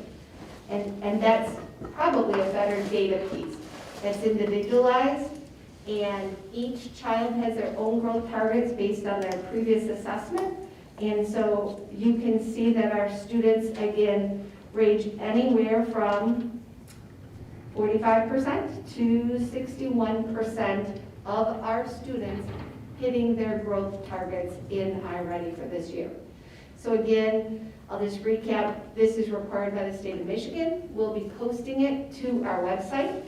Last month was our last reconfirmation. We reconfirmed for the month of June that we are offering in-person and virtual instruction. So we are not reconfirming because we've already done this last month, but we are required to report on our benchmark assessment results. Thank you very much. Are there comments or questions from the superintendent or the board? Oh, Mrs. Acosta. And I don't know if you have this information, but do we know where we stand in relation to other districts or the state in terms of benchmark data? I can give you the national norms for iReady and that comparison. So we just finished testing on Friday, so Mr. Hillard really did magic to give us our data for today, but definitely I will share with you the national norms. And then one of the nice things about Curriculum Associates is they do have a relationship with the Michigan School Data Hub. So our scores will be uploaded to that directly, and we'll be able to see other districts that use it as their benchmark data for this year. So that'll be the first time we'll be able to have that comparison based on the same assessment. Still knowing it's a little muddy, Right, but yep. I'm making the assumption that this has been the case for other districts, so Yep. just knowing that we're at par with what's going on the Yep, state. I'll make sure you get that. Thank you. You're welcome. Any other comments from board members? Seeing none, thank you very much, and thank you for continuing to update us all year long. My pleasure. Thank you.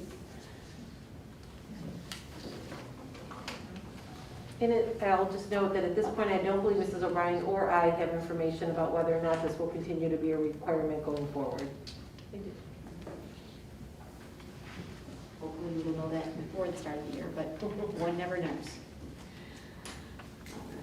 The next item on our agenda is item 8C, recommend expulsion of one secondary student. May I have a motion, please? President Burton, Mrs. Acosta. move that the Board of Education of the Livonia Public Schools School District expel one secondary school student for violations of the Livonia Public Schools Board of Education policies. Support. We have a motion by Mrs. Acosta, supported by Mr. Johnson. And we have Mr. Willenborg tonight. Good evening. Good evening. I have explained to each of you in small groups or individually over the last several days, or last couple weeks, the regrettable circumstances regarding this decision. I can assure you that our policies, our procedures have been followed, and the time for an appeal has passed, and we're recommending this permanent expulsion. Okay, thank you. Are there any comments or questions from the board or superintendent? Mrs. Acosta. Thank you. I know it's me. Just a clarification, so I know that you're saying that it's permanent, but a student has an opportunity to... Yes, there's permanent, actually does not mean permanent. It means that there's a possibility for reinstatement after 180 school days of suspension. You have to come to the school board for a decision if they put in that petition for reinstatement. Thank you. And that would not be an automatic, that would be then up to the school district's discretion to take a student such as that. That's correct. You'll have three decisions, three options on how we handle that after 180 school days. Okay, thank you. Any other? No? We have a motion by Mrs. Acosta, supported by Mr. Johnson, to recommend expulsion of one secondary student. Mrs. Bradford, would you please take the roll? Mrs. Acosta? Yes. Mr. Johnson? Yes. Mrs. Bradford says yes. Mrs. Jarvis? Yes. Mrs. Bonnefield? Yes. Mr. Centers? Yes. President Burton? Yes, that motion passes. Thank you. The next item on our agenda is item, thank you, Mr. Willenborg. Next item on our agenda is number 9, hearing from board members, and 9A is the second reading and adoption of board bylaws. May I have a motion, please? President Burke. Mr. Johnson. President Burke. Move that the Board of Education of the Livonia Public Schools School District accept the recommendation of the Policy Committee and adopt board policy language per the attached document for Board Bylaws - Board Operations, BBD Board Superintendent Functions, BCAC Special Meetings, BCAE Public Hearings, BCAF Committee of the Whole and Study Session Meetings, BCB General Order of Business at Regular Meetings, BCBC Preparation of Agenda.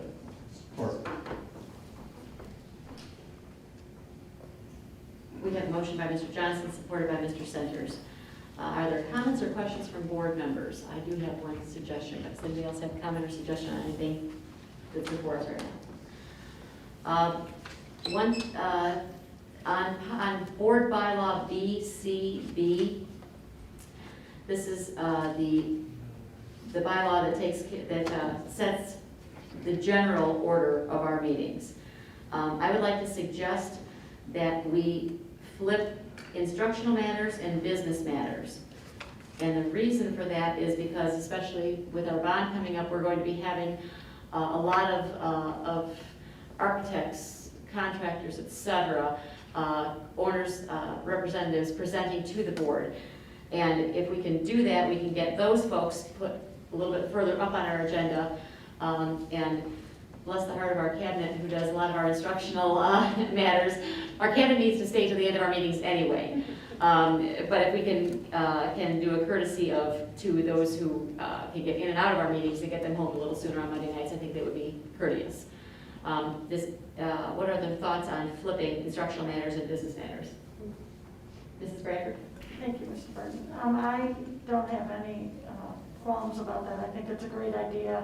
I also think by moving the order, business up front, and then you have, what's the personnel, and then instructional, and then personnel, they kind of go hand in hand anyway, so you could just move that up higher, I think. So I don't have a problem with it at all. Okay. Any other comments or questions on this suggestion?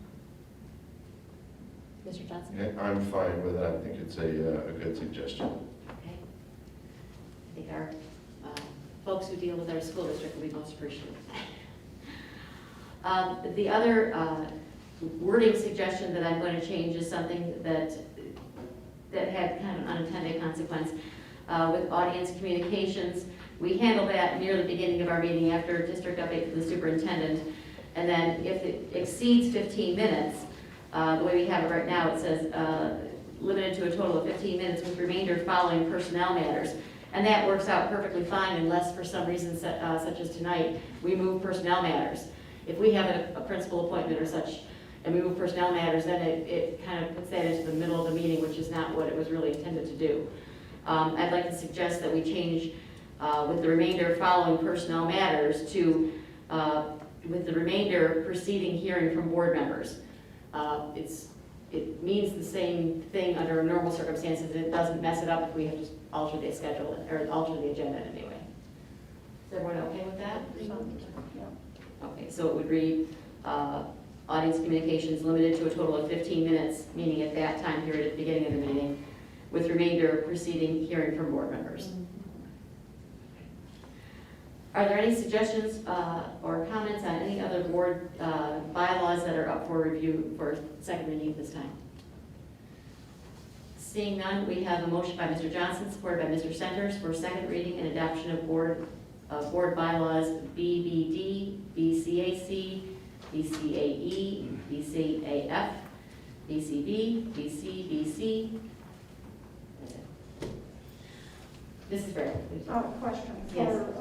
For purposes of voting, can we still go ahead and vote for those changes tonight? We can. Okay. Yep. Thank you. Just in with and that's what the first and second readings are for, so we can make sure we really flush things out. Okay, great. Mrs. Jarvis. Should we indicate that it is several of these policies as written and BCB as revised? That's a good And that idea. might clarify that. Very good idea. I'll put that down here. Yes. So we need a revised motion for that? Yeah, we would. Mr. Johnson, can you reread that? Because it's the motion as it is spoken, not as it is written. So can you? All right. It's BCB. As modified. Yes. The BCB, okay. Right. We'll just do the whole motion. Move that the Board of Education of the Livonia Public Schools School District accept the recommendation of the Policy Committee and adopt board policy language per the attached document for board bylaws - board operations, BBD, board superintendent functions, BCAC, special meetings, BCAE, public hearings, BCAF, committee of the whole and study session meetings, BCB, general order of business at regular meetings as amended, BCBC, preparation of agenda. Support. Okay, so we have a second motion by Mr. Johnson, supported by Mr. Centers. Any other comments or questions? Seeing none, Mrs. Bradford, would you please take the roll? Mr. Johnson? Yes. Mr. Centers? Yes. Mrs. Bonnefield? Yes. Mrs. Jarvis? Yes. Mrs. Bradford says yes. Mrs. Acosta? Yes. President Burton? Yes, and that motion passes. Takes care of a lot of cleanup on those. Thank you, folks. Next item on our agenda is item 9B, establishment of dates for organizational meeting and first regular meeting of 2021-22. May I have a motion, please? President Burton. Mr. Centers.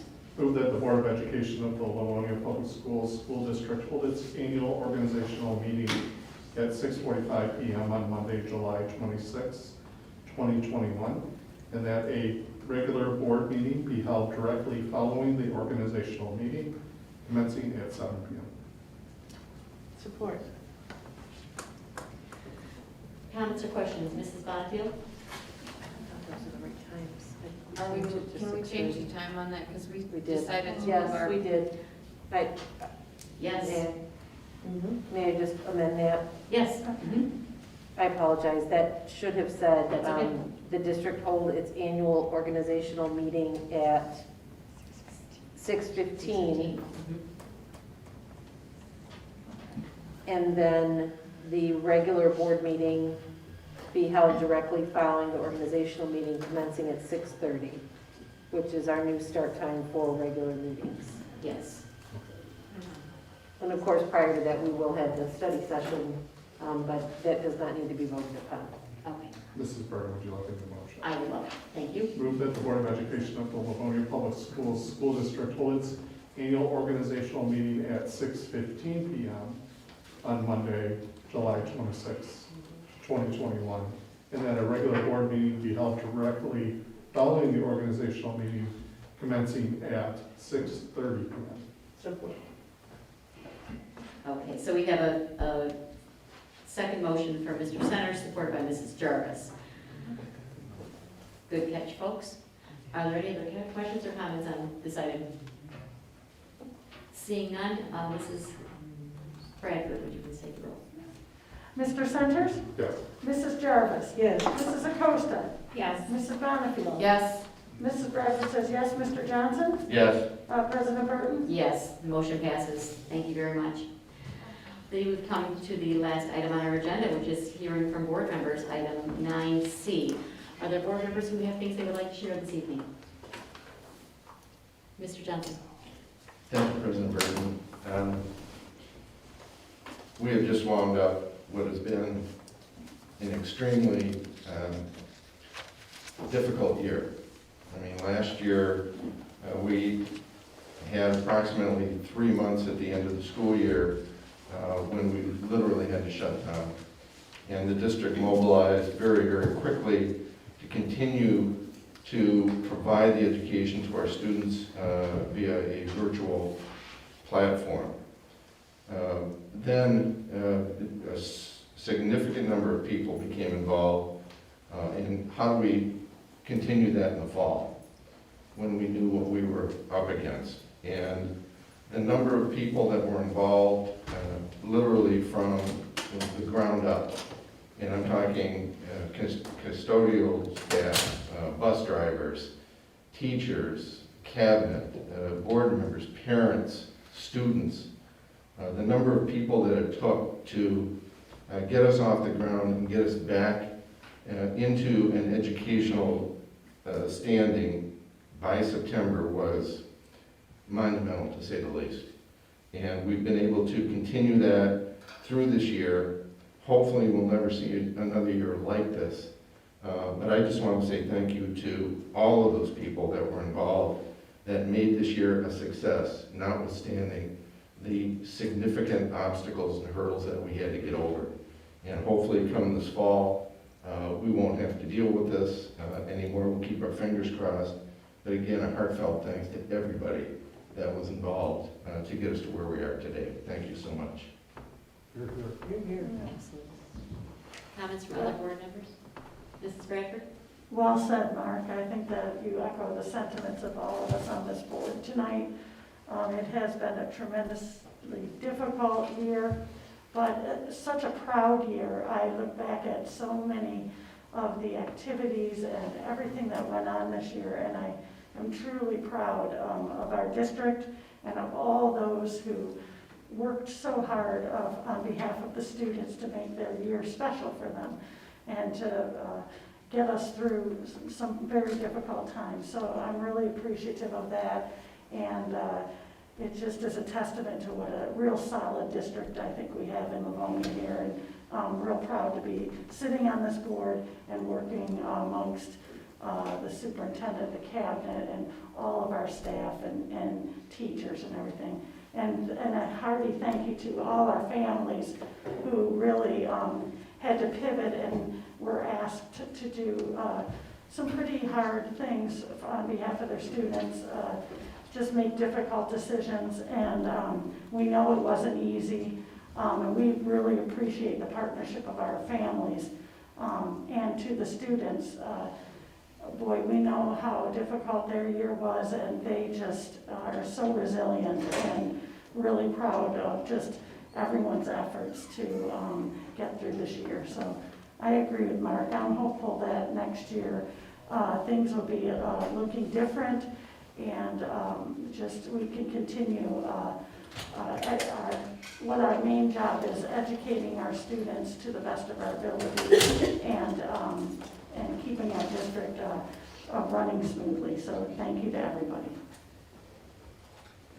Thank you. Any other comments from board members?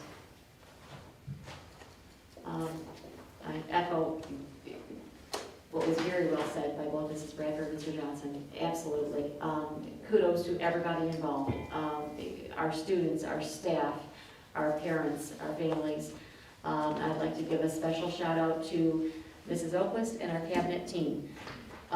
They will not sing their own praises, but we were one of the rare districts in our region that went back into school in October. Excuse me. But we were able to accomplish that with, as was said, hundreds of people working together to make that happen. It was led by Andrea Oquist. It was supported by our cabinet team. You folks are second to none. It's not just us singing your praises. For those who don't know, by about March, when the state decided that everyone ought to go back to school, and we had been back in school for a good 6 months almost by then, we had numerous districts contacting Andrea Oquist and Livonia Public Schools saying, okay guys, how did you do it? We said, well, we started last summer. If you guys are starting in March right now, holy tamale. But Andrea and our cabinet team spent time reaching out to our neighbors as they contacted her for help, and helping our other educators in our other communities around us try to quickly get their kids back into school, as we have been doing for the last 6 months. So kudos to you, Andrea. You are superb. You are second to none. Same for our whole cabinet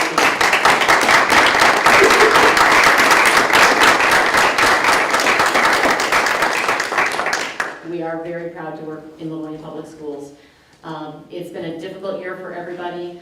I hope everyone continues each day to help the next person next to them in the education world and in any other world that you all find yourselves working and living in, to help each other just to make each day a little bit better. It's been a very, very difficult year, but we've gotten through it together, and kudos and thank you to everybody involved. Any comments from any other board members or superintendent? It's maybe one of the longest meetings of the whole year. I'm very happy to say we are adjourned. Have a wonderful evening and a wonderful summer, everybody. Good night.